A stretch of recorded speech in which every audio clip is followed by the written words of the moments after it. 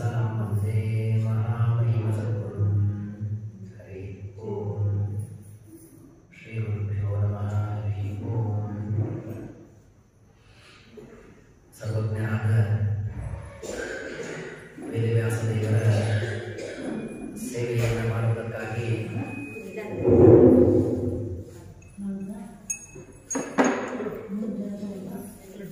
ಭೂಮಿಯಲ್ಲಿ ಅನೇಕ ಜ್ಞಾನಿಗಳು ಅವತಾರವನ್ನು ಮಾಡಿದ್ದಾರೆ.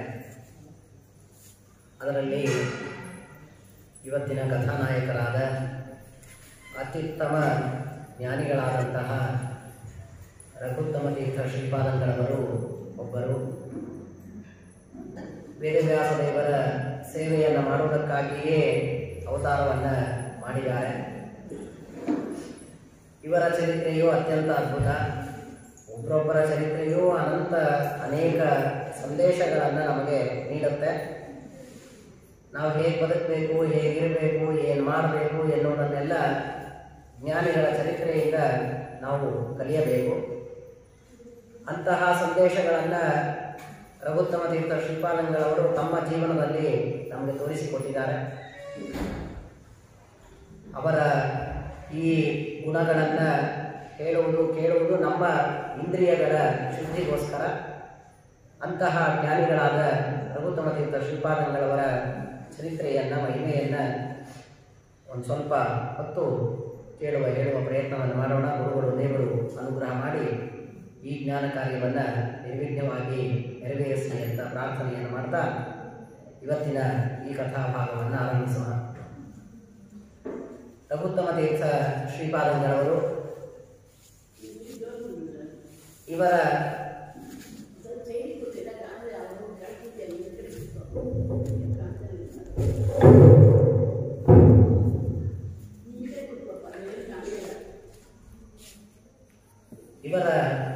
ಮಹಿಮೆಯನ್ನು ಹೇಳುವಂತಹ ಅನೇಕ ಸ್ತೋತ್ರಗಳನ್ನು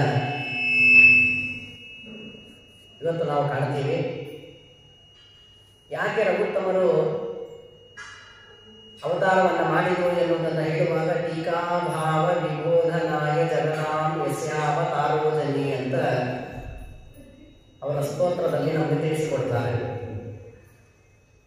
ಯಾಕೆ ರಘುತ್ತಮರ ಅವತಾರವಾಯಿತು ಅಂದರೆ ಟೀಕಾಭಾವ ವಿಬೋಧನಾಯ. ಅದಕ್ಕೆ ಅವರು ಎಲ್ಲ ತಮ್ಮ ಗ್ರಂಥಗಳಿಗೆ ಭಾವಬೋಧ ಅಂತ ಹೆಸರಿದ್ದಾರೆ. ಏನೇನು ಟಿಪ್ಪಣಿಗಳನ್ನು ಬರೆದಿದ್ದಾರೆ ಎಲ್ಲ ಗ್ರಂಥಗಳಿಗೆ ಎಲ್ಲದಕ್ಕೂ ಭಾವಬೋಧ ಅಂತ ಬರೆದಿದ್ದಾರೆ. ಅಂದಮೇಲೆ ವೇದವ್ಯಾಸ ದೇವರ, ಶ್ರೀಮದಾಚಾರ್ಯರ, ಟೀಕಾರಾಯರ ಏನೇನು ಭಾವ ಇದೆ, ಏನೇನು ಅಭಿಪ್ರಾಯಗಳಿದೆ, ಆ ಎಲ್ಲ ಅಭಿಪ್ರಾಯಗಳನ್ನು ನಮಗೆ ತಿಳಿಸುತ್ತಾರೆ ಎನ್ನುವುದಕ್ಕಾಗಿ ಭಾವಬೋಧ. ಬೋಧ ಎಂದರೆ ತಿಳಿಸುವಿಕೆ, ಜ್ಞಾನ ಮಾಡಿಸುವಿಕೆ. ಅಂದಮೇಲೆ ಟೀಕಾರಾಯರ ಗ್ರಂಥಗಳ, ವೇದವ್ಯಾಸ ದೇವರ, ಶ್ರೀಮದಾಚಾರ್ಯರ ಗ್ರಂಥಗಳ ಅರ್ಥಗಳನ್ನು ನಮಗೆಲ್ಲ ತಿಳಿಸ್ತೀನಿ ಎನ್ನುವ ಅರ್ಥದಲ್ಲಿ ಭಾವಬೋಧ ಎನ್ನುವುದಾಗಿ ಅವರು ಹೆಸರನ್ನಿಟ್ಟು ಟಿಪ್ಪಣಿಗಳನ್ನೆಲ್ಲ ಬರೆದಿದ್ದಾರೆ. ಅಂತಹ ರಘುತ್ತಮ ತೀರ್ಥ ಶ್ರೀಪಾದಂಗಳವರು ಅವರ ಹುಟ್ಟುವಿಕೆಯನ್ನು ಕೇಳುವುದಾದರೆ ಎಷ್ಟು ಅದ್ಭುತ, ಎಷ್ಟು ಶುದ್ಧಿಯಿಂದ ಅವರು ಹುಟ್ಟಿದ್ರು ಎನ್ನುವುದನ್ನೆಲ್ಲ ನಾವು ತಿಳ್ಕೊಳ್ಬೇಕು. ಅಂದಮೇಲೆ ನಾವು ಏನು ಮಾಡ್ತಾ ಇದ್ದೀವಿ ಅನ್ನೋದು ಅರ್ಥ ಆಗುತ್ತೆ. ಅವರ ತಂದೆ ತಾಯಿಗಳು ವಿಠಲಾಚಾರ್ಯರು ಮತ್ತು ರುಕ್ಮಿಣೀಬಾಯಿ ಅಂತ ಅವರ ತಂದೆ ತಾಯಿ. ಬಹಳ ಸಾತ್ವಿಕರು, ಎಲ್ಲ ವಿಧವಾದ ಧರ್ಮಗಳನ್ನು ಮಾಡ್ತಾ ಇದ್ರು. ಆದರೆ ದೇವರ ಅನುಗ್ರಹದಿಂದ ಇನ್ನೂ ಹೆಚ್ಚಿನ ಸಾಧನೆ ಅವರಿಗೆ ಆಗಲಿ ಎನ್ನುವ ಉದ್ದೇಶದಿಂದ, ಉತ್ತಮ ಸಂತಾನವಾಗಲಿ ಎನ್ನುವ ಉದ್ದೇಶದಿಂದ ಅವರಿಗೆ ಅನೇಕ ವರ್ಷಗಳಾದರೂ ಸಂತಾನ ಆಗಲೇ ಇಲ್ಲ. ನೋಡ್ರಿ, ಅಂದಮೇಲೆ ಸಂತಾನವಾಗದೇ ಇಲ್ಲ ಅಂತ ಯಾರಾದರೂ ದುಃಖ ಪಡ್ತಾ ಇದ್ರೆ ಇದೆಲ್ಲ ನೆನಪಿರಲಿ. ಬಹಳ ವರ್ಷಗಳಾದರೂ ಯಾಕೆ ಸಂತಾನ ಆಗಲಿಲ್ಲ ಅನ್ನೋದಕ್ಕೆ ಹಿಂಗೂ ಒಂದು ಸಂತೋಷ ಪಟ್ಟು ಇರ್ಬೋದು. ದೇವರು ಉತ್ತಮವಾದ ಸಂತಾನವನ್ನು ಕೊಡಿಸ್ಬೇಕಾಗಿದೆ. ಅಂದಮೇಲೆ ಶ್ರೀಮದಾಚಾರ್ಯರ ಸಿದ್ಧಾಂತವನ್ನು ಮುನ್ನಡೆಸಿಕೊಂಡು ಹೋಗುವ, ಸತ್ಸಂಪ್ರದಾಯಗಳನ್ನು ಪಾಲಿಸುವ ಸಂತಾನವಾಗಬೇಕಾಗಿದೆ.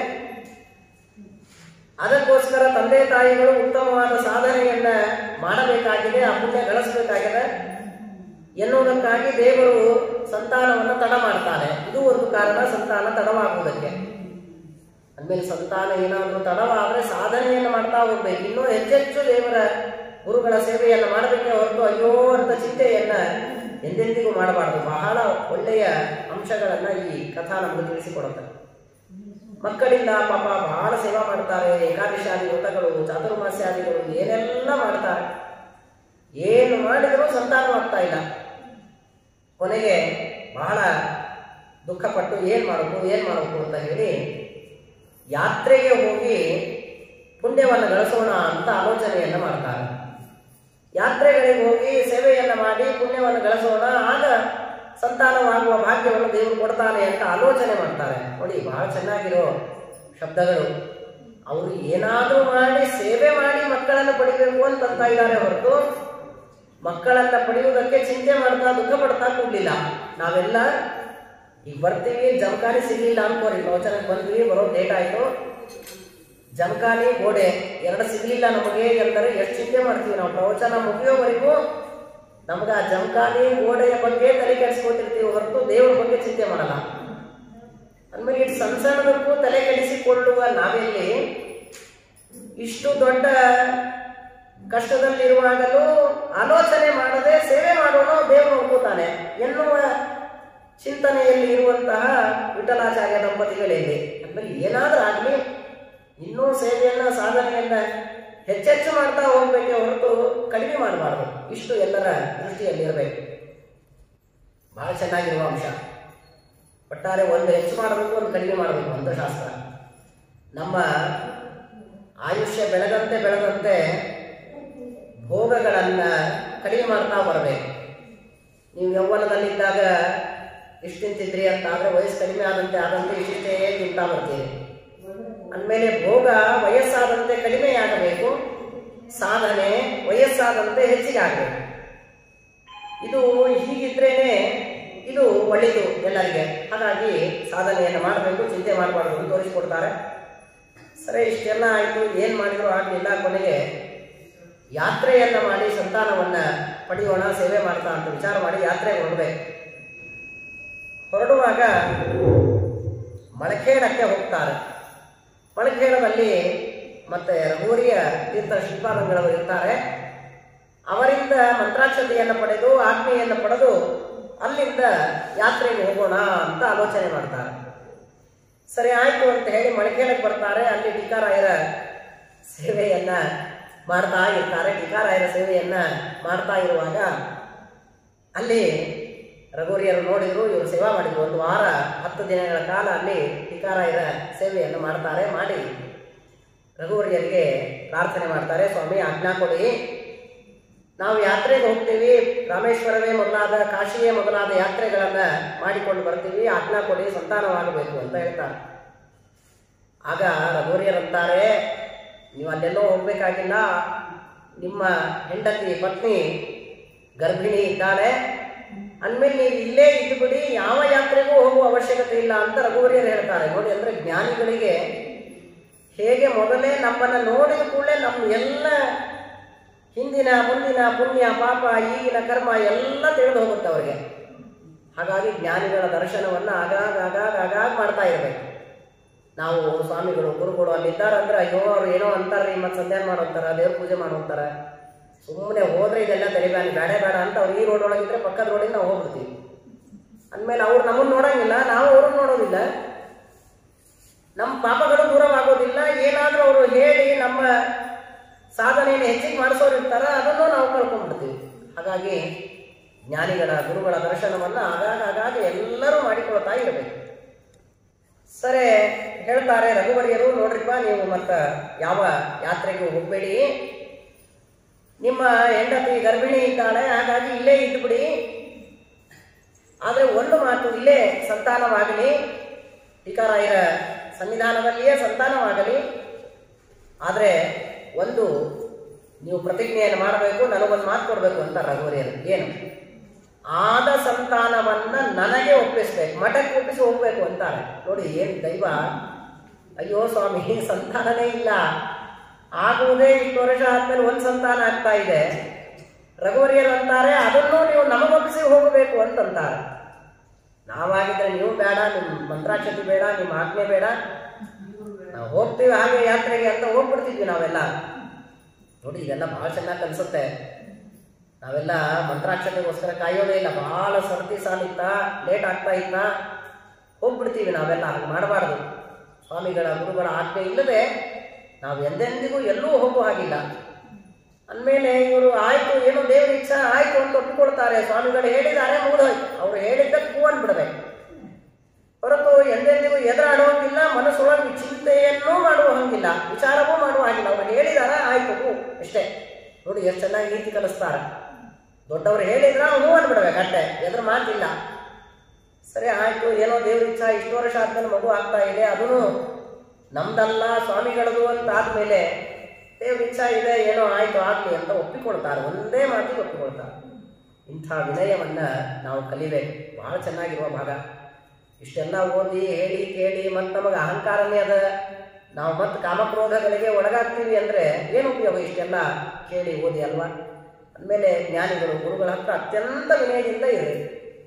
ನಿಮಗೆ ಅವ್ರು ಹೇಳೋದ್ರಿಂದ ಎಷ್ಟಾದ್ರೂ ಕಷ್ಟ ಇರಲಿ, ಆದ್ರೆ ಅದಕ್ಕೆ ಒಪ್ಕೊಂಡು ಆ ಕೆಲಸವನ್ನ ಮಾಡ್ರಿ. ಅದರಿಂದ ದೇವರು ನಮ್ಮನ್ನ ರಕ್ಷಣೆ ಮಾಡ್ತಾನೆ. ಸರಿ ಆಯ್ತು ಅಂದ್ರು, ಅಲ್ಲೇ ಉಳಿತಾರೆ, ಅಲ್ಲೇ ಸೇವಾ ಮಾಡ್ತಾರೆ. ಗಂಡ ಹೆಂಡತಿ, ಗರ್ಭಿಣಿ ಇದ್ದಾಳೆ, ಸೇವಾ ಮಾಡಿದ್ರು. ನೋಡಿ, ಗರ್ಭಿಣಿ ಆಗುವುದಕ್ಕಿಂತ ಮುಂಚೆ ಸೇವೆ, ಗರ್ಭಿಣಿ ಆದ ಮೇಲೆ ಮತ್ತೆ ಅದೇ ಟೀಕಾರಾಯರ ಮಳಿಗೇಣದಲ್ಲಿ ಟೀಕಾರಾಯರ ಸೇವೆ, ಅಲ್ಲೇ 9 ತಿಂಗಳು ಟೀಕಾರಾಯರ ಸೇವೆಯನ್ನೇ ಮಾಡ್ತಾ ಇರ್ತಾರೆ. ಅಂದರೆ ಗರ್ಭದಲ್ಲಿರುವಾಗ ಮಗುವನ್ನು ಇಟ್ಟುಕೊಂಡೇ ಆ ರುಕ್ಮಿಣಿ ಬಾಯಿ ತಾನು ಟೀಕಾರಾಯರ, ದೇವರ, ರಘುವರ್ಯರ, ರಾಮದೇವರ ಸೇವೆಯನ್ನ ಮಾಡ್ತಾ ಕಾಲವನ್ನು ಕಳೀತಾರೆ. ಎಂಥ ಪುಣ್ಯವಂತರು ನೋಡಿ. ನೀವೆಲ್ಲ ಗರ್ಭಿಣಿಯರು ಏನೇನು ಮಾಡಬೇಕು ನೀವೆಲ್ಲ ಕೇಳಿರ್ತೀರಿ. ಎಲ್ಲ ಗರ್ಭದಲ್ಲಿರುವಾಗ ಮಗುವಿಗೆ ಎಷ್ಟು ಸಂಸ್ಕಾರಗಳನ್ನು ಕೊಡಬೇಕು ನಿಮಗೆಲ್ಲ ಗೊತ್ತಿದೆ. ಅಭಿಮನ್ಯುವಿನ ಕಥೆಯನ್ನು ನೀವೆಲ್ಲ ಕೇಳಿದ್ದೀರಿ. ಅಂದಮೇಲೆ ಗರ್ಭದಲ್ಲಿರುವಾಗ ಎಷ್ಟು ಸಂಸ್ಕಾರವನ್ನು ನೀವು ಕೊಡ್ತೀರಿ, ಅಷ್ಟು ಉತ್ತಮವಾದ ಮಗು ಮುಂದೆ ಬೆಳೆಯುತ್ತೆ, ಅದು ಸಂಸ್ಕಾರವಂತವಾಗುತ್ತೆ, ನಮ್ಮ ಧರ್ಮವನ್ನು ಉಳಿಸಿಕೊಂಡು ಹೋಗುತ್ತೆ. ಗರ್ಭದಲ್ಲಿರುವಾಗ ಮಗುವಿಗೆ ನಾವು ಡಿಶುಮ್ ಫೈಟ್ ತೋರಿಸಿದ್ರೆ ಮತ್ತೇನೇನೋ ನಾವು ಮನೆಯಲ್ಲಿ ಜಗಳ ಆಡಿದ್ರೆ ಹುಟ್ಟು ಮಗನು ಹಾಗೆ ಕಲಿಯುತ್ತಲ್ವಾ? ಅಂದಮೇಲೆ ತಂದೆ ತಾಯಿಯ ತಪ್ಪು, ಮಗುವಿಂದು ಪ್ರಾರಬ್ಧ, ಎಲ್ಲರಿಗೂ ಗೊತ್ತಾರೆ. ಅಂದಮೇಲೆ ಯಾರೇ ಗರ್ಭಿಣಿಯರು ನಿಮ್ಮ ಪರಿಚಯದವರಿದ್ರೆ ಅವ್ರಿಗೆ ಹೇಳ್ರಿ, ಆದಷ್ಟು ಆ ಸಮಯದಲ್ಲಿ ದೇವರ ಗುರುಗಳ ಸ್ಮರಣೆಯನ್ನ, ಸೇವೆಯನ್ನ ಮಾಡ್ತಾ ಇರಬೇಕು. ಏನ್ ಭಾಗ್ಯ! ಮಗು ಹುಟ್ಟುವವರೆಗೂ ಟೀಕಾರಾಯರ ಸೇವೆಯನ್ನೇ ಮಾಡ್ತಾ ಕಾಲವನ್ನ ಕಳೀತಾರೆ. ದಿನ ರಾಮದೇವರ ನೈವೇದ್ಯ, ರಾಮದೇವರಿಗೆ ಅಭಿಷೇಕ ಮಾಡಿದ ಸಾಲಿಗ್ರಾಮಗಳಿಗೆ ಅಭಿಷೇಕ ಮಾಡಿದ ಹಾಲು ಕುಡಿತಾರೆ ರುಕ್ಮಿಣಿಬಾಯಿ. ದೇವರಿಗೆ ನೈವೇದ್ಯ ಮಾಡಿದ ಊಟ ಮಾಡ್ತಾರೆ. ಸ್ವಾಮಿಗಳಿಗೆ ಅಡಿಗೆ ಮಾಡಿದ ಪಾತ್ರೆಗಳನ್ನ ಎಲ್ಲ ತೊಳಿತಾರೆ. ರಾಮದೇವರ ಪೂಜೆಗೋಸ್ಕರ ಎಲ್ಲ ಒರೆಸುವುದೇ ಮೊದಲಾದಂತಹ ಕೆಲಸಗಳನ್ನು ಮಾಡ್ತಾರೆ. ಅವರ ತಂದೆ ಸ್ವಾಮಿಗಳ ಕಾಲೊತ್ತುವುದೇನು, ಸ್ವಾಮಿಗಳ ಸೇವಾ, ಅವ್ರ ಬಟ್ಟೆ ಒಣಗಾಕುವುದು, ಇವೇ ಮೊದಲಾದ ಸೇವೆಗಳನ್ನ ತಂದೆ ತಾಯಿ ಅತ್ಯಂತ ಶ್ರದ್ಧೆಯಿಂದ ಮಾಡ್ತಾರೆ. ಭಕ್ತಿಯಿಂದ, ಕೋಪ ಇಲ್ಲ, ಸಿಟ್ಟಿಲ್ಲ, ಏನೋ ಇಲ್ಲ ಸ್ವಾಮಿಗಳ ಮೇಲೆ. ಅಯ್ಯೋ ನಾವು ಹೋಗ್ಬಿಡ್ತಿದ್ವಿ, ಸುಮ್ಮನೆ ಇವರು ಹಿಡ್ಕೊಂಡು ಕೂತ್ರೆ ನಮ್ಮನ್ನ ಎನ್ನುವ ಕೋಪವಿಲ್ಲದೇ ಸೇವೆಯನ್ನು ಮಾಡ್ತಾರೆ. ಹೇಗೆ ಮಾಡ್ಬೇಕು? ಎಷ್ಟು ವಿಚಿತ್ರ ಇರುತ್ತೆ. ನಮ್ಮ ಗುರುಗಳು ಹೇಳೋರು, ನಾವು ಹಣ ತಗೊಂಡು ನಾವು ಅಷ್ಟು ಭಕ್ತಿಯಿಂದ ಸೇವೆ ಮಾಡಲ್ಲ. ಇವತ್ತು ನನಗೆ 10,000 ರೂಪಾಯಿ ಕೊಡ್ತಾರೆ, ನಾನು ಇದೆಲ್ಲ ಕಸ ಬಡದು ಸ್ವಚ್ಛ ಮಾಡಬೇಕು ಅಂತ ಇದ್ರೂ, ನಾನು ಹಣ ಇಸ್ಕೊಂಡ್ರು ನಾನು ಅಷ್ಟು ಶ್ರದ್ಧೆಯಿಂದ ಸೇವೆಯನ್ನು ಮಾಡೋದಿಲ್ಲ. ಬಡಿತೀನಿ, ಮ್ಯಾಲ್ ಬಡಿತೀನಿ, ಒಂದು ದಿವಸ ಬಡಿತೀನಿ, ಸಾಯಂಕಾಲ ಬಿಟ್ಬಿಡ್ತೀನಿ. ಹೀಗೆ ಇದರಿಂದೇ ನನ್ನ ಜೀವನ ಅಂತಿದ್ರೂ ನಾನು ಅಷ್ಟು ಶ್ರದ್ಧೆಯಿಂದ ಆ ಕೆಲಸವನ್ನು ಮಾಡೋದಿಲ್ಲ, ಆ ಸೇವೆಯನ್ನು ಮಾಡೋದಿಲ್ಲ. ಅಂಥದ್ದು ಅವರಿಬ್ಬರು ದಂಪತಿಗಳು ಅತ್ಯಂತ ಶ್ರದ್ಧೆಯಿಂದ, ಭಕ್ತಿಯಿಂದ ಟೀಕಾರಾಯರ, ರಾಮದೇವರ, ರಘುವರ್ಯ ತೀರ್ಥ ಶ್ರೀಪಾದಂಗಳವರ ಸೇವೆಯನ್ನು ಮಾಡ್ತಾರೆ. ಹೊಟ್ಟೆಯಲ್ಲಿ ಮಗುವನ್ನು ಇಟ್ಟುಕೊಂಡು ಕೊನೆಗೆ ಕಾಲ ಬಂದಾಗ ಸಂತಾನವಾಯಿತು. ಆಗ ಭೂಸ್ಪರ್ಶವಾಗುವುದು ಬೇಡ ಅಂತ ಮಗುವನ್ನ ಬಂಗಾರದ ತಟ್ಟೆಯಲ್ಲಿ ಹಿಡಿತಾರೆ. ಮಗು ಬಂಗಾರದ ತಟ್ಟೆಯಲ್ಲಿ ಹುಟ್ಟುತ್ತಾರೆ. ಪ್ರಭುತ್ವ ತೀರ್ಥ ಶ್ರೀಪಾದಂಗಳು ರಾಮಚಂದ್ರ ಅಂತ ಹೆಸರಿಡ್ತಾರೆ. ಏನು ವಿಚಿತ್ರ ಅಂದರೆ, ಪೂರ್ವಾಶ್ರಮದಲ್ಲೂ ರಾಮಚಂದ್ರ, ಸನ್ಯಾಸ ಆದ ಮೇಲೂ ರಘುತ್ತಮ, ರಘುವಂಶದಲ್ಲಿ ಅತ್ಯಂತ ಉತ್ತಮರು ರಾಮದೇವರು. ಅಂದಮೇಲೆ ಎರಡೂ ಹೆಸರು ಒಂದರ್ಥದಲ್ಲಿ ಒಂದೇ ಮಾತನ್ನೇ ಹೇಳುತ್ತೆ.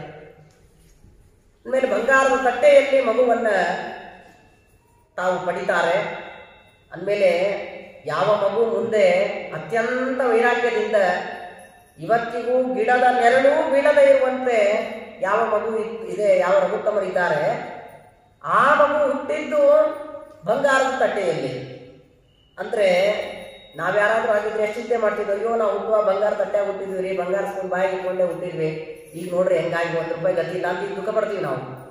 ಅಂದಮೇಲೆ ರಘುತ್ತಮರು ಈಗ ಯಾವ ನೆರಳಿಲ್ಲದೆ ಇದ್ದಾರೆ, ಆದ್ರೆ ಅಂಥವರು ಹುಟ್ಟಿದ್ದು ಬಂಗಾರದ ತಟ್ಟೆಯಲ್ಲಿ. ಅಂದಮೇಲೆ ದೇವರ ಇಚ್ಛಾ ಯಾವ ಕಾಲದಲ್ಲಿ ಏನಾಗಬೇಕು ಅಂತಿದೆ ಹಾಗಾಗುತ್ತೆ ಅಷ್ಟೇ. ಅಂದಮೇಲೆ ಯಾವುದಕ್ಕೂ ಚಿಂತೆಯನ್ನ ಮಾಡಿಕೊಡುದು. ಇರುವ ಭಾಗ್ಯಗಳು ಶಾಶ್ವತ ಎಂದು ಎಂದೆಂದಿಗೂ ತಿಳಿಯಬೇಡಿ. ಅಂದಮೇಲೆ ಏನ್ ಭಾಗ್ಯ ಇದೆ ಅದು ದೇವರ ಸೇವೆಗೋಸ್ಕರ ಇಷ್ಟೊತ್ತಿತ್ತು. ಇನ್ನು ಭಾಗ್ಯ ಇಲ್ಲ ಅಂದ್ರೆ ದೇವರ ಸೇವೆ ಇಲ್ಲ ಅನ್ನೋದಕ್ಕಾಗಿ ಆ ಭಾಗ್ಯವನ್ನು ದೇವರು ಕೊಟ್ಟಿಲ್ಲ ಅಂತ ತಿಳಿದುಕೊಂಡು ಇರುವ ಭಾಗ್ಯಗಳನ್ನು ದೇವರ ಸೇವೆಗೋಸ್ಕರ ಬಳಸಬೇಕೆ ಹೊರತು ಕಳೆದ ಮೇಲೆ ಚಿಂತೆಯನ್ನು ಮಾಡಬಾರದು. ಇದ್ದಾಗ ಅದರ ಭೋಗ ನಾನೇ ಮಾಡ್ತಾ ಇದ್ದೀನಿ ಅಂತ ಎಂದೆಂದಿಗೂ ಅಹಂಕಾರವನ್ನ ಪಡಬಾರದು. ಸರಿ, ಆ ಬಂಗಾರದ ತಟ್ಟೆಯಲ್ಲಿ ಮಗುವನ್ನು ಪಡಿತಾರೆ. ಭೂಸ್ಪರ್ಶ ಆಗುವುದು ಬೇಡ ಅಂತ ಬಂಗಾರದ ತಟ್ಟೆಯಲ್ಲಿ ಪಡಿತಾರೆ. ಇದೆಲ್ಲ ಅನೇಕ ಮಾತುಗಳಿದೆ. ಇವತ್ತೆಲ್ಲ ನಾವೆಲ್ಲ ಎಷ್ಟು ಪಾಪಿಷ್ಟರು ಎನ್ನುವುದಕ್ಕೆ ನಮ್ಮನ್ನು ಕೈಯಾಗಿ ತಗೊಳ್ಳೋದೇ ಯಾರ್ಯಾರೋ ನಮ್ಮನ್ನು ಕೈಯಾಗಿ ತಗೊಳ್ತಾರೆ. ನಮ್ಮ ತಾಯಿಯಿಂದ ನಾವು ಹುಟ್ಟಿದಾಗ ನಮ್ಮ ದೌರ್ಭಾಗ್ಯಕ್ಕೆ ಅಲ್ಲಿ ಸಂಧ್ಯಾವಂದನೆ ಮಾಡುವ ನಮ್ಮ ಅಪ್ಪನೂ ಇರೋದಿಲ್ಲ ಇವತ್ತಿನ ಕಾಲದಲ್ಲಿ, ಎಲ್ಲ ಹೊರಗೆ ನಿಂತಿರ್ತಾರೆ. ಅಂದಮೇಲೆ ನಮ್ಮನ್ನು ಕೈಯಲ್ಲಿ ತಗೊಳ್ಳೋದೇ ಸ್ನಾನ ಮಾಡ್ಯಾರೋ ಇಲ್ಲೋ ಗೊತ್ತಿಲ್ಲ ಅಂಥವ್ರು ತಗೊಳ್ತಾರೆ. ಶುದ್ಧಿ ಇಲ್ಲದೆ ಇರುವಂಥವರು ನಮ್ಮನ್ನು ಕೈಯಲ್ಲಿ ತಗೊಳ್ತಾರೆ. ಅಂದಮೇಲೆ ನಾವು ಹುಟ್ಟಿದ ಕ್ಷಣವೇ ನಾವು ಅಶುದ್ಧರಾಗಿಯೇ ಅಶುದ್ಧರ ಸ್ಪರ್ಶದಲ್ಲಿಯೇ ನಾವು ಹುಡ್ತೀವಿ. ಇನ್ನು ಹಾಸಿಗೆ ಅಂತೂ ಬಿಡ್ರಿ, ಅದ್ರ ಬಗ್ಗೆ ಅಂತೂ ಮಾತೇ ಇಲ್ಲ. ಯಾರು ನಮ್ಮನ್ನು ಕೈಯಲ್ಲಿ ತಗೊಳ್ತಾರೆ, ಯಾವ ನರ್ಸು ಯಾವ ಡಾಕ್ಟರ್ ನಮ್ಮನ್ನು ಕೈಯಲ್ಲಿ ತಗೊಳ್ತಾರೆ, ಅವರೇ ಅಶುದ್ಧಿಯಾಗಿರ್ತಾರೆ. ಆಮೇಲೆ ಅಶುದ್ಧಿಯಾದವರೇ ನಮ್ಮನ್ನು ಮುಟ್ತಾರೆ. ಮೊದಲೇ ಮುಟ್ಟೋದೇ ಅವರು, ಆಮೇಲೆ ಇನ್ನ ಎಲ್ಲ. ಹಾಗಾಗಿ ನಮ್ಮ ಜೀವನ ಶುರುವಾಗೋದೇ ಪಾಪಿಷ್ಟ ಜೀವನ ಅಲ್ಲಿಂದ ಶುರು. ಸಂಧ್ಯಾ ನಿಲ್ಲದೆ ನಾವು ಯಾಕೆ ಓಡಾಡ್ತೀವಿ ಆಮೇಲೆ ಅಂದ್ರೆ ನಾವು ಅಲ್ಲಿಂದೇ ಶುರು ಆಗಿವಿ. ನಮ್ಮ ಅಶುದ್ಧಿತ್ವ ಅದು ಅಲ್ಲಿಂದೇ ಶುರುವಾಗಿದೆ. ಅಶುಚಿತ್ವ ಎಷ್ಟು ಅಜಗಜಾಂತರ ವ್ಯತ್ಯಾಸ ಇದೆ ನೋಡಿ ಅಲ್ವಾ. ಪ್ರಾಣಿಗಳಾದ್ರೂ ಇನ್ನೂ ಉತ್ತಮ ಅಂತೆ, ಕನಿಷ್ಠ ಭೂಮಿ ಮೇಲಾದ್ರೂ ಬೀಳ್ತವೆ ಹುಟ್ಟಿ. ನಾವು ಮನುಷ್ಯರು ಭೂಮಿ ಮೇಲೂ ಬೀಳದೆ ಯಾರೋ ಅಶುಚಿಯರ ಕೈಯಲ್ಲಿ ಬಂದು ಬೀಳ್ತೀವಿ ನಾವೆಲ್ಲಲ್ವಾ. ಬಹಳ ವಿಚಿತ್ರ, ಇದೆಲ್ಲ ಹೇಳ್ಬಾರ್ದು, ಆದರೆ ಇಷ್ಟು ಇದ್ದೀವಿ ನಾವು ಅನ್ನೋದು ತಿಳಿಸೋದಷ್ಟೇ. ಅಂದಮೇಲೆ ರಘುತ್ತಮರ ಮಗುವಿನ ಪುಣ್ಯ ನೋಡಿ ಎಂಥದ್ದಿದೆ. ಅವರು ಬಂಗಾರದ ತಟ್ಟೆಯಲ್ಲಿ ಹುಟ್ಟುತ್ತಾರೆ. ನಾವು ಹೇಗೆ ಹುಟ್ಟಿದ್ವಿ ಅವರೇ ಹುಟ್ಟುತ್ತಾರೆ. ಸರಿ ಆಯಿತು, ಆ ಮಗುವನ್ನ ಬೆಳೆಸ್ಬೇಕು. ರಘುವರಿಯರು ಹೇಳ್ತಾರೆ, ಇನ್ನು ನೀವು ಇಲ್ಲಿದ್ರೆ ನನ್ನ ಮಗು ನನ್ನ ಮಗು ನನ್ನ ಮಗು ಎನ್ನುವ ಅಭಿಮಾನ ಬೆಳೀತಾ ಹೋಗುತ್ತೆ. ಈ ಮಗುವಿಗೂ ನಿಮ್ಮ ಮೇಲೆ ಪ್ರೀತಿ ಅಭಿಮಾನ ಬೆಳೀತಾ ಹೋಗುತ್ತೆ, ವೈರಾಗ್ಯ ಬರೋದಿಲ್ಲ. ಹಾಗಾಗಿ ಈ ಮಗುವಿಗೆ ವೈರಾಗ್ಯ ಬರಬೇಕು, ನಿಮಗೆ ಅಭಿಮಾನ ಕಡಿಮೆಯಾಗಬೇಕು ಎಂದರೆ ನೀವು ಈಗಿಂದ ಈಗ ಇಲ್ಲಿಂದ ಹೊರಟು ಹೋಗ್ರಿ ಅಂತ ಹೇಳ್ತಾರೆ. ಅಂದಮೇಲೆ ಮಗು ಹುಟ್ಟಿದೆ, ಚಿಕ್ಕದಿದೆ ಇನ್ನು. ಅಂತಹ ಚಿಕ್ಕದಾಗಿ ಮಗು ಇರುವಾಗಲೇ ಅಪ್ಪ ಅಮ್ಮ ಮಗುವನ್ನ ಅಲ್ಲೇ ಸ್ವಾಮಿಗಳ ಹತ್ರ ಬಿಟ್ಟು ಹೋಗೇ ಬಿಡ್ತಾರೆ. ನಾವು ಆ ಮಗು 10 ವರ್ಷ ಆದರೂ ವಿದ್ಯಾಪೀಠ ಬಿಡ್ಲಿಕ್ಕೆ ನಾವು ಭಯ ಪಡ್ತೀವಿ. ಇನ್ನೂ ಸಣ್ಣದ್ರಿ, ಇನ್ನು ಬಟ್ಟಿ ಒಕ್ಕೊಳಿಕ್ಕೆ ಬರಲ್ಲ, ಏನಿಲ್ಲ, ಇದನ್ನ ಹೆಂಗ್ರಿ ಬಿಡೋದು ವಿದ್ಯಾಪೀಠಕ್ಕೆ. ಈಗ ಆಗಲಿ ಒಂದು 20 ವರ್ಷ ಆಗಲಿ 10th ಓದಿಸ್ಬಿಡ್ತೀವಿ ಅಂತೀವಿ ನಾವೆಲ್ಲ. ಅಷ್ಟೊಳಗೆ ಅವಾಗ ಹೋಗಲ್ಲ ಅಂತ ಆಮೇಲೆ. ಅಂದಮೇಲೆ ನಾವೆಲ್ಲ ಹೀಗಿದ್ದೀವಿ ಇವತ್ತು. ಆದರೆ ಆ ಕಾಲ ನೋಡಿ ಹೇಗಿತ್ತು, ಅವರ ಭಾಗ್ಯ ಹೇಗಿತ್ತು. ಮಗು ಹುಟ್ಟಿದೆ, ಹುಟ್ಟಿದ ಸ್ವಲ್ಪ ದಿನದಲ್ಲಿ ಅಪ್ಪ ಅಮ್ಮನನ್ನ ರಘುವರಿಯ ತೀರ್ಥ ಶ್ರೀಪಾದಂಗಳವರು ಕಳಿಸೇ ಬಿಡ್ತಾರೆ. ಹೋಗ್ರಿ, ನಿಮ್ಗೆ ಒಳ್ಳೇದಾಗುತ್ತೆ ಹೋಗ್ರಿ ಅಂತ ಮಗುವನ್ನು ಬಿಟ್ಟು ಹೋಗ್ತಾರೆ. ಅಂದಮೇಲೆ ಅಭಿಮಾನವನ್ನ ಕಳೆದುಕೊಂಡು ಅವರು ಹೋದ್ರು. ತಂದೆ ತಾಯಿಯ ಪ್ರೀತಿ ಇಲ್ಲದೆ, ಅಭಿಮಾನದಲ್ಲಿ ಸಂಸಾರದಲ್ಲಿ ಬೀಳದೆ, ವೈರಾಗ್ಯದಿಂದ ಆ ಮಗು ರಘುತ್ತಮ ತೀರ್ಥ ಶ್ರೀಪಾದಂಗಳವರು ಬೆಳೆಯುವುದಕ್ಕೆ ಆರಂಭಿಸ್ತಾರೆ. ಅಂದಮೇಲೆ ಬೆಳೆಯುವ ಸಿರಿ ಮೊಳಕೆಯಲ್ಲಿ ಅಂತ ಕೇಳ್ತೀವಿ, ಅದೆಲ್ಲ ಇದೇ ಮಾತು. ಅಂದಮೇಲೆ ಆಗಿನಿಂದ ವೈರಾಗ್ಯ ಬಂದದ್ದರಿಂದ ಇವತ್ತು ನಾವೆಲ್ಲ ಕೂತು ಅವರ ಕಥೆಗಳನ್ನ ಮಹಿಮೆಗಳನ್ನ ಕೇಳುವಂತಾಗಿವೆ.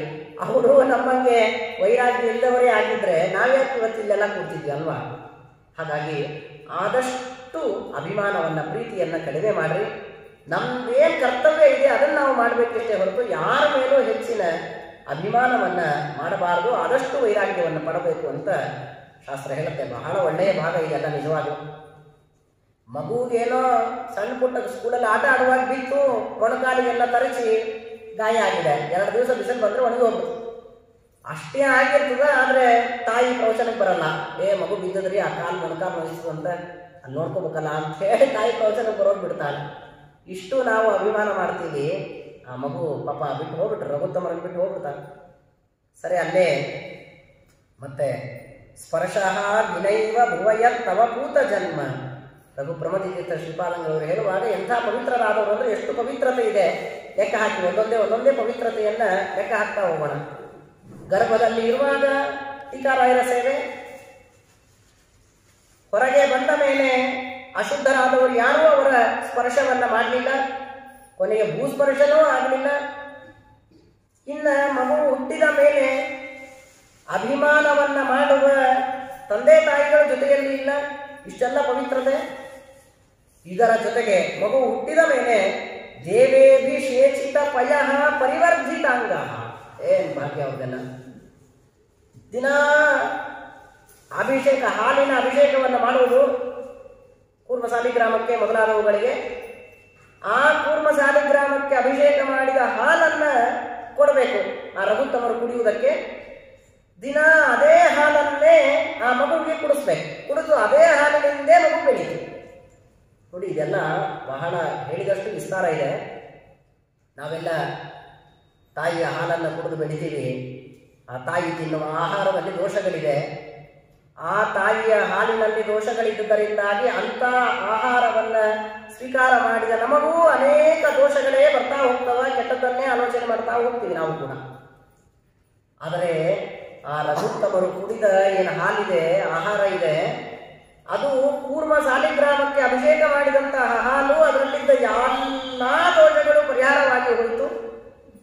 ಅಂದಮೇಲೆ ಇವತ್ತಿನ ಹಾಗೆ ಆಗಿನ ಹಸುಗಳು ಕಸ ತಿಪ್ಪೆಯಲ್ಲಿ ಪ್ಲಾಸ್ಟಿಕ್ ತಿಂದೆ, ಕಸ ತಿಂದೆ, ಹಿಂಗೂ ಇರ್ತಿರ್ಲಿಲ್ಲ. ಅಂದಮೇಲೆ ಶುದ್ಧವಾದ ಆಹಾರವನ್ನೇ ಹಸುಗಳು ತಿಂತಿತ್ತು. ಅಲ್ಲಿಂದ ಬಂದ ಶುದ್ಧವಾದ ಹಾಲು, ಅದು ಕೂರ್ಮ ಸಾಲಿಗ್ರಾಮಕ್ಕೆ ಅಭಿಷಿಕ್ತವಾದ ಹಾಲು, ಅದು ರಘುವರ್ಯ ತೀರ್ಥರೇ ಅಭಿಷೇಕ ಮಾಡಿದಂತಹ ಹಾಲು. ಅಂತ ಹಾಲನ್ನ ರಘುತ್ತಮ ತೀರ್ಥ ಶ್ರೀಪಾದಂಗಳವರು ಕುಡಿದು ತಾವು ಬೆಳೆಯುವುದಕ್ಕೆ ಆರಂಭಿಸ್ತಾರೆ. ಎಷ್ಟು ಪವಿತ್ರತೆ ಇದೆ, ಎಷ್ಟು ಶುದ್ಧಿ ಇದೆ ಅನ್ನೋದಕ್ಕೆ ಅವರಿಗೆ ಎಷ್ಟೆಲ್ಲ ಇಷ್ಟು ದೊಡ್ಡ ವ್ಯಕ್ತಿಯಾಗಲು ಸಾಧ್ಯವಾಯಿತು ಲೆಕ್ಕ ಹಾಕಿ. ಅಂದಮೇಲೆ ಆದಷ್ಟು ಜೀವನದಲ್ಲಿ ಶುದ್ಧಿಯನ್ನು ಕಾಪಾಡಿಕೊಳ್ಳುವ ಪ್ರಯತ್ನವನ್ನು ಎಲ್ಲರೂ ಮಾಡೋಣ. ಊಟ ಬಟ್ಟೆಯಲ್ಲಿ ಊಟ ಮಾಡಬೇಡ್ರಿ, ಕಂಡ ನಿಂತು ನೀರು ಕುಡಿಬೇಡ್ರಿ, ಹೊರಗೆ ಹೋಗಿ ಬಂದ್ವಿ ಕೈಕಾಲು ತಗೊಳ್ಳೋದೇ ಏನು ತಿನ್ನಬೇಡಿ. ಅಡಿಗೆ ಮನೆಯಾಗ ಹೋಗೋದು ಪುಟಾಣಿ ಶೇಂಗಾ ಬಾಯ ಹಾಕೋತಿರ್ತಾರೆ ಕೆಲವರು. ಅಥವಾ ಊಟ ಆದ ಕೂಡಲೇ ಅಡಿಕೆ ಹಿಂಗೆ ತಗೊಳ್ಳೋದು, ಅಡಿಕೆ ಡಬ್ಬ್ಯಾಗಿಂದ ಹಂಗೆ ಹಿಂಗೆ ಬಾಯ ಹಾಕೊಡೋದು ಇಟ್ಕೊಡೋದು. ಆದಷ್ಟು ಶುದ್ಧಿಯನ್ನು ಜೀವನದಲ್ಲಿ ಅಳವಡಿಸ್ಕೊಳ್ರಿ. ಎಲ್ಲರೂ ಕಾಫಿ ಕುಡಿತಿರ್ತೀರಿ ಭಾಳ ಮಾಡಿ. ಕುಡಿದ ಕಾಫಿಯನ್ನು ಹಿಂಗೆ ಕುಡಿದು ಹಂಗೆ ಸೋಫಾ ಮೇಲೋ ಚೇರ್ ಮೇಲೋ ಆ ಗ್ಲಾಸ್ ಹಂಗೆ ಇಡಬೇಡ್ರಿ. ಮೊದಲು ಅದು ಕುಡಿಯೋದೇ ತಪ್ಪು, ಹೋಗಲಿ ಅದು ಮುಂದೆಂದು ಅಂತೂ ಆ ಕುಡಿದು ಆ ಎಂಜಲ್ ಗ್ಲಾಸ್ ಅಲ್ಲಿ ಸೋಫಾ ಮೇಲೆ ಇಡ್ತೀರಿ. ಅದು ಹಂಗೆ ಗಾಮ ಹಚ್ಚಿಲ್ಲ, ನಿಮ್ಮ ಕೈನೂ ಎಂಜಲಿದೆ, ಆ ಸೋಫಾದ ಮೇಲೂ ಗಾಮ ಹಚ್ಚಲಿಲ್ಲ. ಮರುದಿವಸ ನಾಳೆ ನಿಮ್ಮ ಮನೆಗೆ ಆಚಾರ ಬಂದರು, ಅವ್ರನ್ನ ಅಲ್ಲೇ ಕುಡಿಸ್ತೀರಿ. ಎಲ್ಲ ಎಂಜಲು ಪಾಪ. ಆಚಾರ ಮನೆಗೆ ಹೋಗೋದ್ರೊಳಗೆ ಎಂಜಲಾಗೇ ಹೋಗ್ಬೇಕು ಮನೆಗೆ. ಅದರದ್ದೆಲ್ಲ ಪಾಪ. ಅಂದಮೇಲೆ ಆದಷ್ಟು ಶುದ್ಧಿಯನ್ನು ಕಾಪಾಡಿಕೊಳ್ಳ್ರಿ, ಕೈ ಚೆನ್ನಾಗಿ ತೊಳ್ಕೊಳ್ರಿ, ಇದೇ ಮೊದಲಾದ ಆಚಾರವನ್ನು ಚೆನ್ನಾಗಿ ಅಳವಡಿಸಿಕೊಳ್ಳ್ರಿ. ಅಂತಹ ಮತ್ತೆ ರಘುತ್ತಮ ತೀರ್ಥರು ದೇವಾಭಿಷೇಚಿತ ಪಯಃ ಪರಿವರ್ಧಿತಾಂಗ. ಹಾಲು ದಿವಸ ದೇವರಿಗೆ ಅಭಿಷೇಕ ಮಾಡಿದ ಹಾಲು ಕುಡಿದು ಆ ರಘುತ್ತಮ ತೀರ್ಥ ಶ್ರೀಪಾದಂಗಳವರು ಬೆಳೀತಾರೆ. ರಾಮಚಂದ್ರ ಅಂತ ನಾಮಕರಣವನ್ನು ಮಾಡ್ತಾರೆ. ಎಲ್ಲ ಆಯ್ತು ಮಠದೊಳಗೆ ಮಗುವನ್ನು ಇಟ್ಟುಕೊಂಡು ಬೆಳೆಸ್ತಾರೆ. ಅನೇಕ ಮತ್ತೆ ಮಗು ಬೆಳೀತಾ ಇದೆ. ಯಾರಿಲ್ಲ, ಅಮ್ಮ ಇಲ್ಲ, ಅಪ್ಪ ಇಲ್ಲ, ಮಗು ಹಾಗೆ ಬೆಳೀತು. ರಘುತ್ತಮರು ಹಾಗೆ ಬೆಳೀತಾರೆ. ಬೆಳೆದ ಮೇಲೆ ಇನ್ನ ಇದೆಲ್ಲ ಹೇಗೆ ಯಾರು ಬೆಳೀತಾರೆ, ದೇವರು ಯೋಗಕ್ಷೇಮ ವಹಾಮ್ಯಹಂ ಅಂತ ಹೇಳಿದಾನೆ ಭಗವದ್ಗೀತೆಯಲ್ಲಿ. ಅಂದಮೇಲೆ ನಮ್ಮೆಲ್ಲರ ಯೋಗ ಮತ್ತು ಕ್ಷೇಮವನ್ನು ಅವ್ರು ನೋಡ್ಕೊಳ್ತಾನೆ. ಯಾವುದು ಇಷ್ಟು ದಿವಸ ಇರಲಿಲ್ಲ ಅದನ್ನು ಕೊಡ್ತಾನೆ ಯೋಗ, ಯಾವುದನ್ನು ಕೊಟ್ಟಿದ್ದಾನೆ ಅದನ್ನು ರಕ್ಷಣೆ ಮಾಡ್ತಾನೆ, ಅದು ಕ್ಷೇಮ.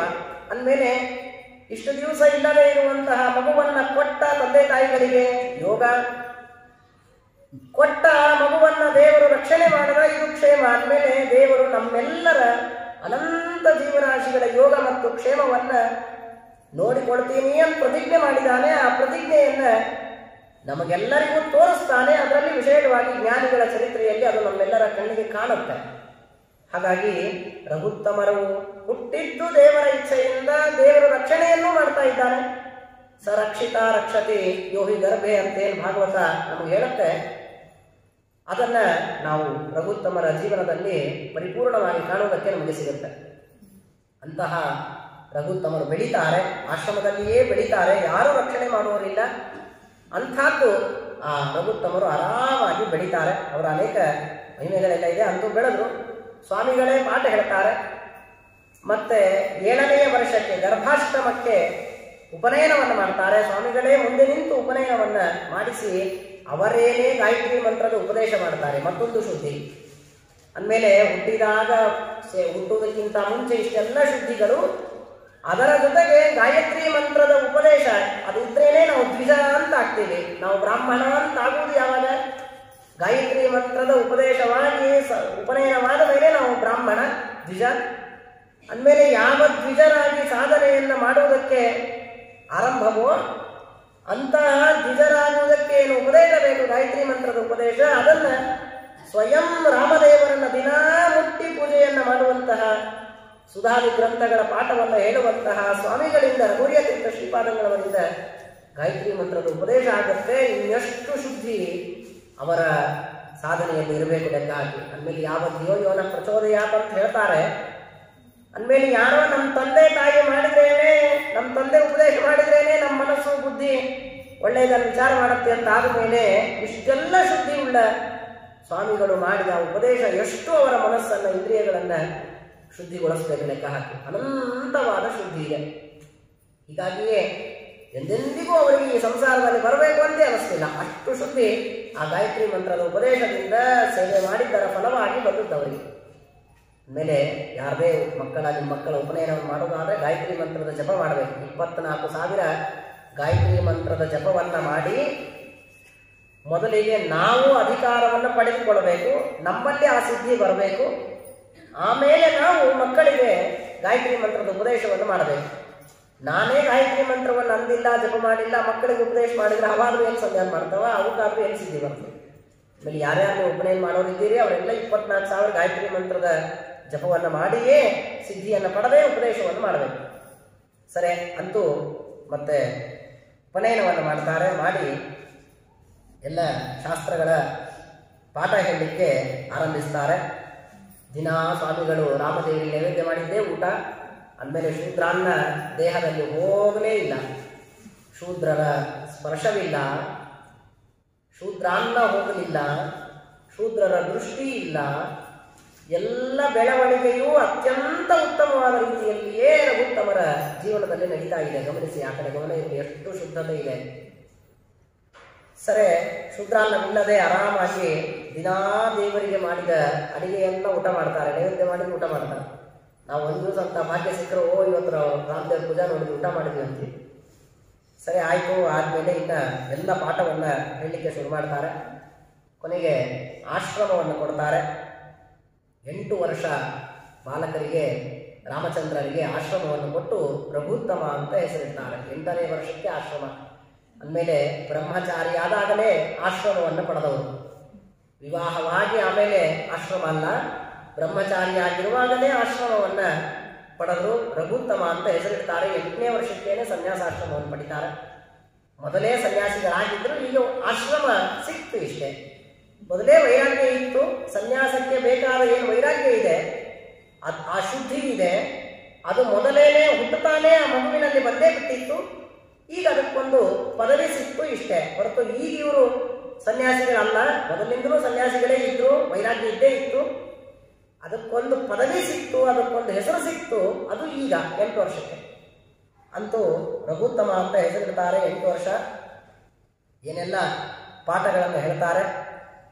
ಕೊನೆಗೆ ಮತ್ತೆ ಎಲ್ಲ ಪಾಠಗಳನ್ನೆಲ್ಲ ಹೇಳಿದ್ರು. ಯಾಕೆ 8ನೇ ವರ್ಷಕ್ಕೆ ಆಶ್ರಮ ಅನ್ನೋದನ್ನೆಲ್ಲ ಅನೇಕ ಹೇಳ್ತಾರೆ. ಯದಾ ವಿರಕ್ತಃ ಪುರುಷ ಪ್ರಜಾಯತೆ ತದೈವ ಸನ್ಯಾಸ ಶ್ರುತೋಷಿತಃ ಅಂತ ಶ್ರೀಮದಾಚಾರ್ಯರು ಸುಮಧ್ವಿಜಯದಲ್ಲಿ ವಾಸುದೇವರು ಹೇಳಿದ ಮಾತಿದೆ. ಅಂದಮೇಲೆ ಯಾವಾಗ ವೈರಾಗ್ಯ ಬರುತ್ತೋ ಆ ಸಾಧನೆ ಮಾಡ್ಲಿಕ್ಕೆ ತೊಡಗಿಬಿಡ್ರಿ. ಆಯ್ತು, ಇವತ್ತು ವೈರಾಗ್ಯ ಬಂದದ, ನಾಳಿಂದ ಶುರು ಮಾಡಿದ್ರೆ ಆಯ್ತು ಅಂತ ಅನ್ಬೇಡಿ. ಇವತ್ತು ಅನಿಸ್ತಾ ದೇವ್ರ ಗುಡಿಗೆ ಹೋಗ್ಬೇಕು ದಿನ ಅಂತ ಇವತ್ತು ಅನಿಸಿದ್ರೆ ಇವತ್ತಿಂದೇ ಶುರು ಮಾಡಿಬಿಡ್ಬೇಕು. ಆಯ್ತು, ಇವತ್ತು ಅನ್ಸಿದ ಈಗ ರಾತ್ರಿ 7:30 ಆಯ್ತು, ಈಗ ರಾತ್ರಿ ಯಾರು ಹೋಗೋದು ಬೇಡ, ನಾಳಿಂದ ಹೋಗೋಣ ಅಂತ ಹಾಕಿದ್ರು. ಮುಗಿತು. ನಾಳೆ ಮತ್ತೆ ಇನ್ನೇನೋ ಕಷ್ಟ ಬರುತ್ತೆ, ಹೋಗ್ಲಿಕ್ಕೆ ಆಗೋದಿಲ್ಲ. ಅಂದಮೇಲೆ ಯದಾ ವಿರಕ್ತಃ ಪುರುಷ ಪ್ರಜಾಯತೆ ತದೈವ ಸನ್ಯಾಸ.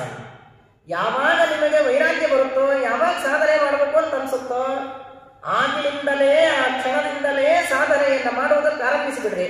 ಎಲ್ಲದರ ಮೇಲೆ ಅಭಿಮಾನವನ್ನು ಆಗಿನಿಂದಲೇ ಕಳ್ಕೊಳ್ಳೋದಕ್ಕೆ ಆರಂಭಿಸ್ರಿ.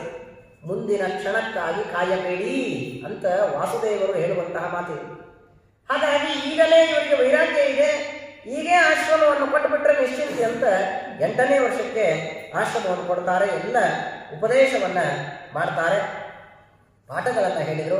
ತತ್ವಪ್ರಕಾಶಕ ಎಲ್ಲ ಉಪಾಧಿ ಖಂಡನ, ಮಾಯವಾದ ಖಂಡನ ಇವೇ ಮೊದಲಾದ ಎಲ್ಲ ಗ್ರಂಥಗಳ ಪಾಠವನ್ನು ಹೇಳಿ ತತ್ವಪ್ರಕಾಶಕದ ಪಾಠವನ್ನು ಹೇಳ್ತಾರೆ ರಘುವರಿಯರು. ಇಷ್ಟು ಹೇಳೋದ್ರೊಳಗೆ ಅವರಿಗೆ ಅಧ್ಯಾಪಯಿತ್ವ ವೇದಾಂಶ ಅನೇಕ ಹೇಳ್ತಾರೆ. ಅಂತೂ ಎಲ್ಲ ಪಾಠಗಳೆಲ್ಲ ಆಯಿತು. ಇನ್ನೇನು ಸುಧಾ ಪಾಠ ಹೇಳಬೇಕು ರಘುವರಿಯರು. ಆದರೆ ಅಷ್ಟರಲ್ಲಿ ಅವರಿಗೆ ಕೊನೆ ಕಾಲ ಇತ್ತು. ಹಾಗಾಗಿ ಅವರು ನವವೃಂದಾವನದಲ್ಲಿ ಮತ್ತೆ ವೃಂದಾವನಸ್ಥರಾಗಿಬಿಡ್ತಾರೆ. ಸುಧಾ ಪಾಠವನ್ನು ರಘುವರಿಯ ತೀರ್ಥ ಶ್ರೀಪಾದಂಗಳವರು ಹೇಳಲಿಕ್ಕೆ ಆಗಲಿಲ್ಲ. ಇದು ದೇವರ ಅನುಗ್ರಹದಿಂದ ಒಳ್ಳೆಯದೇ ಆಗಬೇಕಾಗಿದೆ. ಹಾಗಾಗಿ ಹೀಗಾಯಿತು. ಸರಿ ಆಯಿತು, ಅವರು ವೃಂದಾವನಸ್ಥರಾಗಬೇಕು. ಆಗ ಏನು ಮಾಡೋದು? ಈ ಸುಧಾ ಪಾಠ ಹೇಳಬೇಕು, ಏನು ಮಾಡೋದು? ನನಗೆ ಹೇಳಲಿಕ್ಕೆ ಆಗ್ತಾ ಇಲ್ಲ ಅಂತಾದಾಗ ಮಠದಲ್ಲಿ ಆಗ ಅತ್ಯಂತ ಉತ್ತಮ ವಿದ್ವಾಂಸರು, ಪಂಡಿತರು ವರದರಾಜಾಚಾರ್ಯರು ಅಂತ ಇರ್ತಾರೆ. ಭಾರಿ ಉತ್ತಮ ವಿದ್ವಾಂಸರು, ಆದ್ಯ ಎನ್ನುವಂತಹ ಬಿರುದನ್ನು ಪಡೆದವರು. ಮಠದಲ್ಲಿ ಮೊದಲಿಗೆ ಅವರಿಗೆ ತೀರ್ಥ, ಅವರಿಗೆ ಅಂಗಾರಕ್ಷತೆ, ಅವರಿಗೆ ಎಲ್ಲ ಮರ್ಯಾದೆ. ಅದಾದ ಮೇಲೆ ಉಳಿದವರಿಗೆಲ್ಲ ಅಷ್ಟು ದೊಡ್ಡ ಪಂಡಿತರು, ಆದ್ಯ ಎನ್ನುವ ಹೆಸರನ್ನು ಪಡೆದ ಬಿರುದನ್ನು ಪಡೆದವರು. ಅಂತಹ ಆದ್ಯ ವರದರಾಜಾಚಾರ್ಯರು ಆಗ ಭಾರಿ ಪಂಡಿತರಾಗಿ ಮಠದಲ್ಲಿ ಇರ್ತಾರೆ, ಮಣ್ಣೂರಿನಲ್ಲಿ ಇರ್ತಾರೆ. ಸರಿ ವಿಚಾರ ಮಾಡಿದರು ರಘುವರಿಯರು, ನಾನಂತೂ ಹೇಳಲಿಕ್ಕೆ ಆಗ್ತಾ ಇಲ್ಲ ಅಂದಮೇಲೆ ಅವರ ಕಡೆಯಿಂದ ಪಾಠವನ್ನು ಹೇಳಿಸೋಣ ಅಂತ ಆಲೋಚನೆಯನ್ನು ಮಾಡಿ ಹೇಳಿ ಕಳಿಸ್ತಾರೆ, ಬರ್ರಿ ಅಂತ. ಒಳ್ಳೆ ಸಾತ್ವಿಕರು. ಸರಿ ಆಯಿತು ಅಂತ ಬಂದರು. ಹೇಳ್ತಾರೆ, ನೋಡ್ರಿಪ್ಪ ಮತ್ತು ರಘುತ್ತಮರಿಗೆ ನೀವು ಸುಧಾ ಶ್ರೀಮನ್ ನ್ಯಾಯಸುಧಾ ಗ್ರಂಥದ ಪಾಠವನ್ನು ಹೇಳ್ರಿ, ಅವರಿಗೆ ತಯಾರು ಮಾಡಿಸ್ರಿ ಅಂತ ಹೇಳಿದರು. ಸರಿ ಆಯಿತು ಅಂತ ಒಪ್ಕೊಳ್ತಾರೆ. ಈ ಕಡೆ ರಘುವರಿಯರು ವೃಂದಾವನಸ್ಥರಾಗ್ತಾರೆ. ಸ್ವಾಮಿಗಳನ್ನೆಲ್ಲ ಮುಗಿಸ್ಕೊಂಡು ಮಣ್ಣೂರಿಗೆ ಬರ್ತಾರೆ. ಎಲ್ಲಿ ಇವರು ಇರ್ತಾರೆ ಅಲ್ಲಿಗೆ ಸ್ವಾಮಿಗಳು ಬರ್ತಾರೆ. ನೋಡಿ ಹೇಗಿದೆ, ಇಲ್ಲೊಂದು ಭಾಗ ಅಲ್ವಾ. ನಾವೆಲ್ಲ ಏನು ಮಾಡಬೇಕು, ಎಲ್ಲಿ ಕಲಿಬೇಕು, ಹೇಗೆ ಕಲಿಬೇಕು ಅಂದರೆ ಎಲ್ಲಿ ಆಚಾರ್ಯ ಇರ್ತಾರೆ ಅಲ್ಲಿ ಹೋಗಿ ನಾವು ಕಲಿಬೇಕೇ ಹೊರತು ಆಚಾರ್ಯ ನಮ್ಮ ಮನೆಗೆ ಬಂದು ದಿನ ಪಾಠ ಹೇಳ್ರಿ ಅಂತಲ್ಲ. ಅಂದಮೇಲೆ ಅವ್ರು ಎಲ್ಲಿರ್ತಾರೆ ಅಲ್ಲಿ ಹೋಗಿ ಕಲಿಬೇಕು. ರಘುತ್ತಮರೇ ಮಣ್ಣೂರಿಗೆ ಬರ್ತಾರೆ. ಅಲ್ಲಿ ಆದ್ಯ ವರದರಾಚಾರ್ಯ ಇದ್ರು, ಅಲ್ಲಿಗೆ ಬಂದು ಅಲ್ಲಿ ಕಲಿಯುವುದಕ್ಕೆ ಬರ್ತಾರೆ. ಬಹಳ ಸಾತ್ವಿಕರು. ಆದರೆ ಮನುಷ್ಯನಿಗೆ ಯಾವಾಗ ಏನಾಗುತ್ತೆ ಗೊತ್ತಿಲ್ಲ. ಹಾಗಾಗಿ ಪಾಪ ಇವರು ಒಳ್ಳೆ ಸಾತ್ವಿಕರು. ರಘುತ್ತಮರಿಗೆ ಸ್ವಾಮಿಗಳಿಗೆ ಪಾಠ ಹೇಳ್ತಾರೆ ಅಂತಂದು ಕೂಡಲೇ ಜನ ಎಲ್ಲ ಹೆಚ್ಚಿಗೆ ಮರ್ಯಾದೆ ಕೊಡ್ಲಿಕ್ಕೆ ಶುರು ಮಾಡಿದ್ರು. ಊರಿನ ರಾಜನೂ ಕೂಡ ಸ್ವಾಮಿಗಳಿಗೆ ಪಾಠ ಹೇಳ್ತಾರೆ ಇವರು ಅಂದರೆ ಭಾರಿ ಬುದ್ಧಿವಂತರು ಅಂತ ಹೇಳಿ ಆ ರಾಜನೂ ಹೆಚ್ಚಿನ ಮರ್ಯಾದೆಯನ್ನು ವರದರಾಜಾಚಾರ್ಯರಿಗೆ ಕೊಡುವುದಕ್ಕೆ ಆರಂಭಿಸ್ತಾನೆ. ಅದರಿಂದ ಅವರಿಗೆ ಅಹಂಕಾರ ಬಂತು. ನೋಡಿ ಹೇಗೆ ಶುರುವಾಯಿತು ಕತೆ. ಇಷ್ಟೆಲ್ಲ ಶುದ್ಧಿ ಇದ್ದವರಿಗೆ ಈ ಕಷ್ಟ ಇದೆ. ನಾವೆಲ್ಲ ಎಷ್ಟು ಪಾಪಗಳನ್ನು ಮಾಡ್ತೀವಿ, ಏನೇನು ಶುದ್ಧಿ ಇಲ್ಲ, ಎಲ್ಲ ಅಶುದ್ಧಿಯೇ ಇದೆ ದೇಹದಲ್ಲಿ. ಅಂದಮೇಲೆ ನಮಗೆ ಎಷ್ಟು ಕಷ್ಟಗಳು ಬರಬೇಕು, ಎಷ್ಟು ಇಂತಹ ಪ್ರಸಂಗಗಳು ಜೀವನದಲ್ಲಿ ಬರುತ್ತೆ ಆಲೋಚನೆ ಮಾಡಿ. ಹಾಗಾಗಿ ಆದಷ್ಟು ಶುದ್ಧಿಯಿಂದ ಜೀವನವನ್ನು ಮಾಡಿರಿ. ಆದಷ್ಟು ಶುದ್ಧಿ ಇರಲಿ, ಆದಷ್ಟು ಮೈಲಿಗೆ ಆಗುವುದು ಬೇಡ, ಆದಷ್ಟು ಶುದ್ಧಾನ್ನವನ್ನು ಭೋಗಿಸುವುದು ಬೇಡ, ಆದಷ್ಟು ಕಂಡಾಗ ತಿನ್ನಬೇಡ್ರಿ. ಶುದ್ಧವಾಗಿ ಕೂತ್ಕೊಂಡು ತಿನ್ನುವ ರೀತಿಯಲ್ಲಿ ಕೂತ್ಕೊಂಡು ಆರಾಮಾಗಿ ತಿನ್ನಿರಿ. ಪರಿಶೇಚನ ಯಾವುದಕ್ಕೆ ಮಾಡಬೇಕು ಅದಕ್ಕೆ ಪರಿಶೇಚನ ಮಾಡಿ ತಿನ್ನಿರಿ, ಕೂತ್ಕೊಂಡು ತಿನ್ನಿರಿ, ಶುದ್ಧಿಯಾಗಿ ಇರ್ರಿ. ಗಾಯತ್ರಿ ಜಪವೇ ಮೊದಲಾದ ಜಪಗಳನ್ನು ಮಾಡಿರಿ, ಪಾರಾಯಣ ಮಾಡಿರಿ, ಹಾಡಾಡ್ರಿ, ಎಲ್ಲ ಆದಷ್ಟು ಶುದ್ಧಿಯಿಂದ ಇರಿ. ಇಷ್ಟು ಕಷ್ಟ ರಘುತ್ತಮರಿಗಿದೆ, ನಮಗೆ ಇನ್ನೆಷ್ಟು ಬರಬೇಕು ಲೆಕ್ಕ ಹಾಕಿ. ಸರಿ ಅಂತೂ ಸ್ವಲ್ಪ ಅಹಂಕಾರ ಬರುತ್ತೆ. ಸುಧಾಪಾಠ ಆರಂಭಿಸ್ತಾರೆ. ಅಹಂಕಾರ ಬಂತು. ಹಾಗಾಗಿ ಒಂದಿನ ಏನಾಯಿತು ಅಂದರೆ ರಾಜ ತಾನು ದ್ವಾದಶಿ ಅವತ್ತು, ಆ ದ್ವಾದಶಿಯ ದಿನ ಮತ್ತೆ ಭಿಕ್ಷೆ ಆಗಬೇಕು. ಹಾಗೆಲ್ಲ ರಘುತ್ತಮರಿಂದ ಇದು ಹೊಸ ಪರಂಪರೆ ಶುರುವಾದದ್ದು. ಅದಕ್ಕಿಂತ ಮುಂಚೆ ಹೀಗೆಲ್ಲ ಇರಲಿಲ್ಲ. ಸ್ವಾಮಿಗಳು ಕೂಡ ಯಾರು ಮನೆಗೆ ಭಿಕ್ಷೆ ಕರೀತಾರೆ ಅಲ್ಲಿ ಹೋಗೋದು, ಅದೇ ಅಡಿಗೆಯನ್ನೇ ಸ್ವಾಮಿಗಳು ಊಟ ಮಾಡ್ತಿದ್ರು. ಹಾಗೆ ಇರೋದು ಪದ್ಧತಿ. ಆಮೇಲೆ ರಘುತ್ತಮರು ಬದಲಾಯಿಸ್ತಾರೆ. ಅದೆಲ್ಲ ರಘುವರಿಯರು ಉಪದೇಶ ಮಾಡಿ ಹೋಗ್ತಾರೆ. ಅದೆಲ್ಲ ಕೇಳೋಣ. ಸರಿ ಊಟ ಆಗಬೇಕು, ಸ್ವಾಮಿಗಳು ಬರಬೇಕು. ಅವತ್ತು ದ್ವಾದಶಿ ಏನಿದ್ರು ಅವ್ರು ಬಂದ ಮೇಲೆ ಊಟಕ್ಕೆ ಕೊಡಬೇಕು. ಆದರೆ ರಾಜ ವರದರಾಜಾಚಾರ್ಯರು ವಿಚಾರ ಮಾಡಿದ್ರು, ಇನ್ನೂ ಸ್ವಾಮಿಗಳು ಇವತ್ತು ಲೇಟ್ ಆಗ್ತದೆ, ಹಾಗಾಗಿ ನಾವು ಊಟಕ್ಕೆ ಕೂತು ಬಿಡೋಣ, ನಾವು ಬಂದ ಮೇಲೆ ಅವ್ರು ಕೂಡ್ಲಿ, ಅವ್ರು ಬಂದ ಮೇಲೆ ಅವ್ರು ಕೂತ್ಕೊಳ್ಳಿ, ನಾವಂತೂ ಕೂತ್ ಬಿಡೋಣ ಅಡಿಗೆ ತೆಗೆದಿಟ್ಟು ಅಂತ ಸ್ವಾಮಿಗಳು ರಘುತ್ತಮರು ಬರೋದಕ್ಕಿಂತ ಮುಂಚೆಯೇ ಇವರೆಲ್ಲ ಕೃಷ್ಣಾರ್ಪಣ ಹೇಳಿ ಊಟ ಮಾಡಲಿಕ್ಕೆ ಶುರು ಆಗ್ತಾರೆ. ನೋಡಿ ಎಂಥ ಪರೀಕ್ಷೆಯ ಸಮಯ ಇರುತ್ತೆ. ನಾವೆಲ್ಲ ಎಷ್ಟು ಆಲೋಚನೆ ಮಾಡೋದು, ಹೇಗಿರ್ಬೇಕು ಲೆಕ್ಕ ಹಾಕಿ. ಸರಿ ಆಯ್ತು, ಇವರೆಲ್ಲ ಊಟ ಕೂತು ಬಿಟ್ರು. ರಘುತ್ತಮರು ದೇವ ಪೂಜಾ ಮುಗಿಸಿ ಬರೋದ್ರೊಳಗೆ ಇವರೆಲ್ಲ ಊಟ ಕೂತ್ ಬಿಡ್ತಾರೆ. ಇಷ್ಟು ರಘುತ್ತಮರಿಗೆ ದುಃಖವಾಯಿತು. ಯಾಕೆ ದುಃಖ ಆಯಿತು ಅಂದರೆ, ನನಗೆ ಅವಮಾನ ಆಯಿತು ಅಂತ ದುಃಖ ಪಡಲಿಲ್ಲ, ನಾನು ಬಂದ ಈ ಪೀಠಕ್ಕೆ ಅವಮಾನ, ನಾನು ಯಾವ ವೇದವ್ಯಾಸ ದೇವರ ಶಾಸ್ತ್ರಗಳನ್ನು ಓದಿದ್ದೀನಿ ಆ ವೇದವ್ಯಾಸ ದೇವರಿಗೆ ಅವಮಾನ, ಶ್ರೀಮದಾಚಾರ್ಯರಿಗೆ ಅವಮಾನ, ಟೀಕಾರಾಯರಿಗೆ ಅವಮಾನ, ಪದ್ಮನಾಭತೀರ್ಥರೇ ಮೊದಲಾದವರಿಗೆ ಅವಮಾನ. ಅಯ್ಯೋ ಏನಿದು, ಒಂದು ಸುಧಾ ಗ್ರಂಥ ನನಗೆ ಬರಲ್ಲ ಎನ್ನುವುದಕ್ಕೆ ಎಷ್ಟು ಅವಮಾನವನ್ನು ನಾನು ಸಹನೆ ಮಾಡಬೇಕು. ನಾನಷ್ಟೇ ಅಲ್ಲ, ನಮ್ಮ ಪರಂಪರೆಯಲ್ಲಿರುವವರಿಗೆಲ್ಲ ನನ್ನಿಂದ ಅವಮಾನ ಆಯ್ತಲ್ಲ ಅಂತ ದುಃಖ ಪಡ್ತಾರೆ. ನಾವು ಆಗಿದ್ರೆ ಕೂತ್ರೆ ಆಯ್ತು ಕೂಡ್ರಿ ನಮಗೆ ಇಲ್ಲೊಂದು ಎಲೆ ಹಾಕಿ ನಾವು ಕೂಡ್ತೀವಿ ಅಂತೀವಿ. ನಾವೆಲ್ಲ ತಲೆನೇ ಕೆಡಿಸ್ಕೊಳ್ಳೋದು, ಊಟ ಆದರೆ ಸಾಕು ಅಂತ ನಮ್ಮೆಲ್ಲರ ಯೋಚನೆ. ಊಟ ಆದರೆ ಸಾಕು, ಮೊದಲಾದ್ರೇನು ಆಮೇಲೆ ಆದ್ರೇನು, ಫಸ್ಟಿಗೆ ಆದ್ರೇನು ಆಮೇಲೆ ಆದ್ರೇನು ಅಂತ. ಹಾಗೆಲ್ಲ ಇಲ್ಲ, ಜ್ಞಾನಕ್ಕೆ ಪ್ರಾಶಸ್ತ್ಯ. ಸರಿ ಕೂತ್ರು. ಇವ್ರು ಏನು ಮಾಡೋದು, ಬಹಳ ದುಃಖ ಆಯಿತು. ಆದರೂ ಏನು ಮಾಡ್ಲಿಕ್ಕೆ ಸಾಧ್ಯ ಇಲ್ಲ. ಸುಧಾ ಪಾಠ ಆಗಬೇಕು, ಸುಧಾ ಬರಬೇಕು, ಏನು ಮಾಡಿ. ಸರಿ ಆಯ್ತು, ಆದರೂ ಸುಮ್ಮನೆ ಆಗ್ತಾರೆ, ದುಃಖ ಪಡ್ತಾರೆ. ಬಂದ್ಬಿಟ್ರು ಮಠಕ್ಕೆ, ಹೋಗ್ಬಿಡ್ತಾರೆ ಮಠಕ್ಕೆ, ದುಃಖ ಪಡ್ತಾರೆ.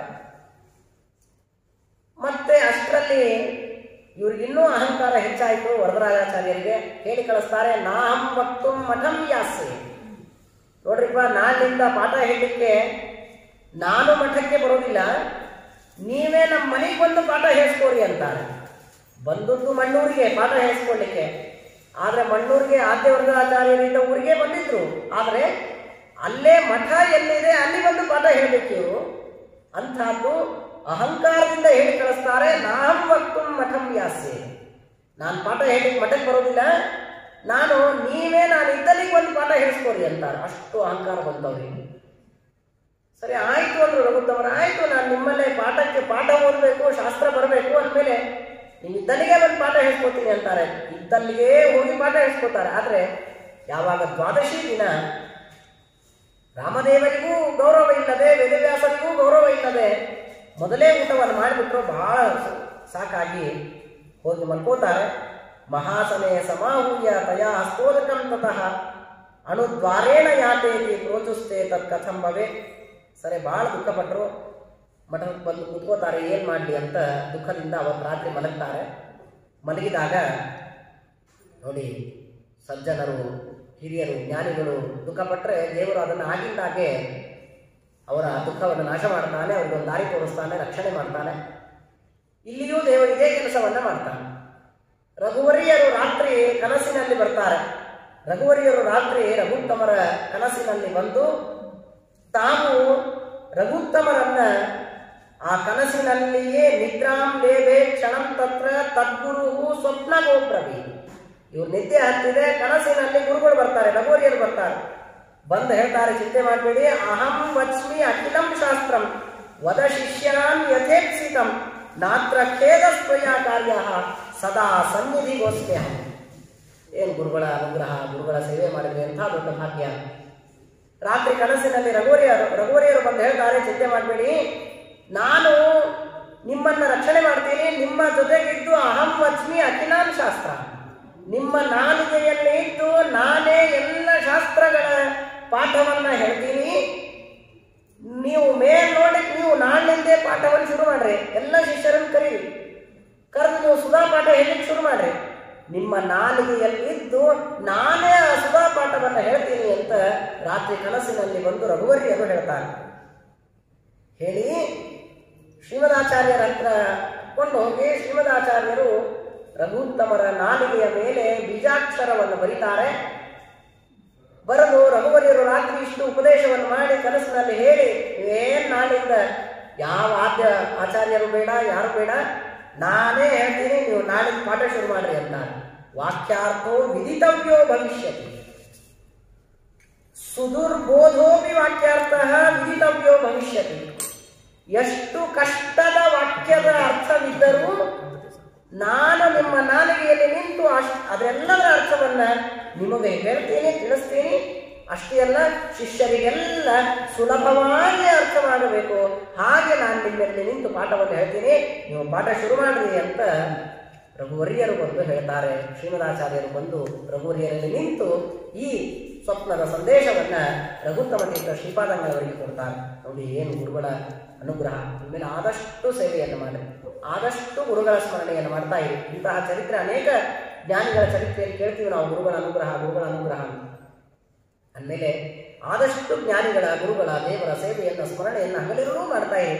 ಯಾರಿಗೆ ಗೊತ್ತು ನಾವು ಯಾವಾಗ ಹೋಗೋರಿದ್ದೀವಿ, ನಮಗೆ ಯಾವ ಕಷ್ಟ ಯಾವಾಗ ಬರುತ್ತದೆ ಅಂದಮೇಲೆ ಗುರುಗಳು ಸದಾ ಕಾಲ ನಮ್ಮನ್ನು ರಕ್ಷಣೆ ಮಾಡ್ತಾ ಇರ್ತಾರೆ. ಯಾವಾಗಲೂ ಅವರ ಸ್ಮರಣೆಯನ್ನು ಸದಾ ಕಾಲ ಮಾಡ್ತಾ ಇರಿ. ಶ್ರೀ ಗುರುಭ್ಯೋ ನಮಃ, ಶ್ರೀ ಗುರುಭ್ಯೋ ನಮಃ ಮಾಡ್ತಾ ಇರಿ. ಇಲ್ಲಿಂದ ಹೋಗ್ಬೇಕು ನಿಮ್ಮ ಮನೆಗೆ, ಹೋಗುವಾಗ ಶ್ರೀ ಗುರುಭ್ಯೋ ನಮಃ ಅನ್ಕೋತ ಹೋಗ್ರಿ.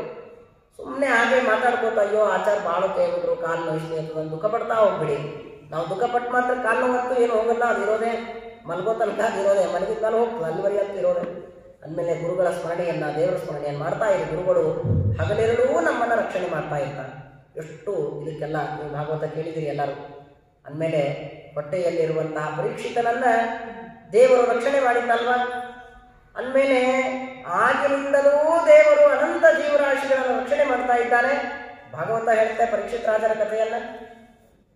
ನಾವಿಲ್ಲಿ ನಮ್ಮ ಕಾಲದಲ್ಲಿಯೇ ರಘುತ್ತಮರ ಜೀವನದಲ್ಲಿ ಅದನ್ನು ಕಾಣ್ತಾ ಇದ್ದೀವಿ. ಅಂದಮೇಲೆ ಶ್ರೀಮನ್ಯಾಯಸುಧ ಗ್ರಂಥದ ಪಾಠವನ್ನ ಸ್ವಪ್ನದಲ್ಲಿ ಬಂದು ರಘುವರ್ಯರು ಹೇಳ್ತಾರೆ, ನಾನು ನಾಲಿಗೆಯಲ್ಲಿ ನಿಂತು ನಾಳಿಂದ ನಾನೇ ಪಾಠವನ್ನು ಹೇಳ್ತೀನಿ, ನೀವೇನು ಚಿಂತೆ ಮಾಡ್ರಿ, ನೀವು ಪಾಠ ಆಗಿಲ್ಲ ಅಂತ ಇಲ್ಲೇ ಇಲ್ಲ, ನಾನೇ ಎಲ್ಲವನ್ನ ನಿಮ್ಗೆ ಉಪದೇಶವನ್ನು ಮಾಡ್ತೀನಿ ಹೇಳ್ತೀನಿ, ನೀವು ನಾಡಿನ ಶುರು ಮಾಡ್ರಿ ಅಂತ. ಅಂದಮೇಲೆ ಗುರುಗಳ ಕರುಣೆ ಎಷ್ಟು ಅಪಾರ. ಹಾಗಾಗಿ ಒಬ್ಬರನ್ನು ಗುರುಗಳನ್ನಾಗಿ ಇಟ್ಕೊಳ್ರಿ. ಅವರ ಸೇವೆಯನ್ನು ಅವರ ಸ್ಮರಣೆಯನ್ನು ಸದಾ ಕಾಲ ಮಾಡ್ತಾ ಇರಿ. ಅದರಿಂದ ನಮ್ಮ ಎಲ್ಲ ಕಷ್ಟಗಳು ದುಃಖಗಳು ಪಾಪಗಳು ದೂರವಾಗುತ್ತೆ. ಬಹಳ ಅದ್ಭುತವಾದದ್ದು. ಸರಿ ಆಯಿತು, ಬೆಳಗ್ಗೆ ಆಯಿತು. ಶಿಷ್ಯಾನ ಆಹೂಯ ವ್ಯಾಖ್ಯಾನಂ ವಕ್ತು ಮಾರೇ ಬೇರೇತದ. ಸರಿ ಏನು ಇಷ್ಟು ಹೇಳಿದ್ರಲ್ಲ, ನಾವಾಗಿದ್ರೆ ಅಯ್ಯೋ ಏನೋ ಕನಸಿದು, ಏನಾಗುತ್ತೋ ಏನೋ, ನಾನು ನಾಳೆ ಕರಿಬೇಕು, ನನಗೆ ಹೇಳಿಕ್ಕೆ ಬರದೇ ಇರಬಾರ್ದು, ಅದು ಸುಮ್ಮನೆ ಮತ್ತೆ ಎಲ್ಲರೂ ನಗುತ್ತಾರೆ, ಅಸಹ್ಯ ಆಗುತ್ತೆ, ನೋಡೋಣ ಇನ್ನೊಂದು 2 ದಿವಸ ಆಗಲಿ, ಮತ್ತೊಮ್ಮೆ ಬಂದು ಹೇಳಿದ್ರೆ ಆಗ ಶುರು ಮಾಡೋಣ, ಹೀಗೆಲ್ಲ ನಾವೇನೇನೋ ಯೋಚನೆ ಮಾಡ್ತೀವಿ. ರಘುತ್ತಮರು ಇಲ್ಲೇ ಇಲ್ಲ, ಆಯ್ತು ಗುರುಗಳು ಹೇಳಿದ್ದಾರೆ ಅಂದಮೇಲೆ ಇದು ಹಾಗೆ ಆಗುತ್ತೆ, ಪ್ರಶ್ನೆನೇ ಇಲ್ಲ ಅಂತ ಹೇಳಿ ಮರುದಿನ ಬೆಳಗ್ಗೆ ಎದ್ದು ಶಿಷ್ಯರನ್ನ ಪಾಠ ಹೇಳಿ ಕರೆದೇ ಬಿಡ್ತಾರೆ. ಶಿಷ್ಯರನ್ನ ಪಾಠ ಹೇಳಿ ಕರೆದ್ರು. ಸುಧಾ ಗ್ರಂಥದ ಪಾಠವನ್ನು ಹೇಳಿ ಕರಂದಿಸೇ ಬಿಡ್ತಾರೆ. ಶಿಷ್ಯರಿಗೆಲ್ಲ ಆಶ್ಚರ್ಯ, ಅಯ್ಯೋ ಇವ್ರು ಯಾವಾಗ ಸುಧಾ ಓದಿದ್ರು, ಯಾವಾಗ ಪಾಠ ಹೇಳಿ ಶುರು ಮಾಡಿದ್ರು, ನಾವಿಲ್ಲೇ ಇದ್ದೀವಿ, ಯಾವಾಗ ಓದಿದ್ರು ಇವರು ಅಂತ. ಅಂದಮೇಲೆ ಹೇಳಿ ಆರಂಭಿಸ್ತಾರೆ. ಗುರುವ ಅನುಗ್ರಹ ರೂಪಾಂತಾಂ ಕಾಮಧೇನು ಉಪಾಸ್ಮಹೆ. ಅಂದಮೇಲೆ ಗುರುಗಳ ಅನುಗ್ರಹ ಹೊಂದಿದ್ರೆ ಜಗತ್ತಿನಲ್ಲಿ ಎಲ್ಲ ಸಿಗುತ್ತೆ.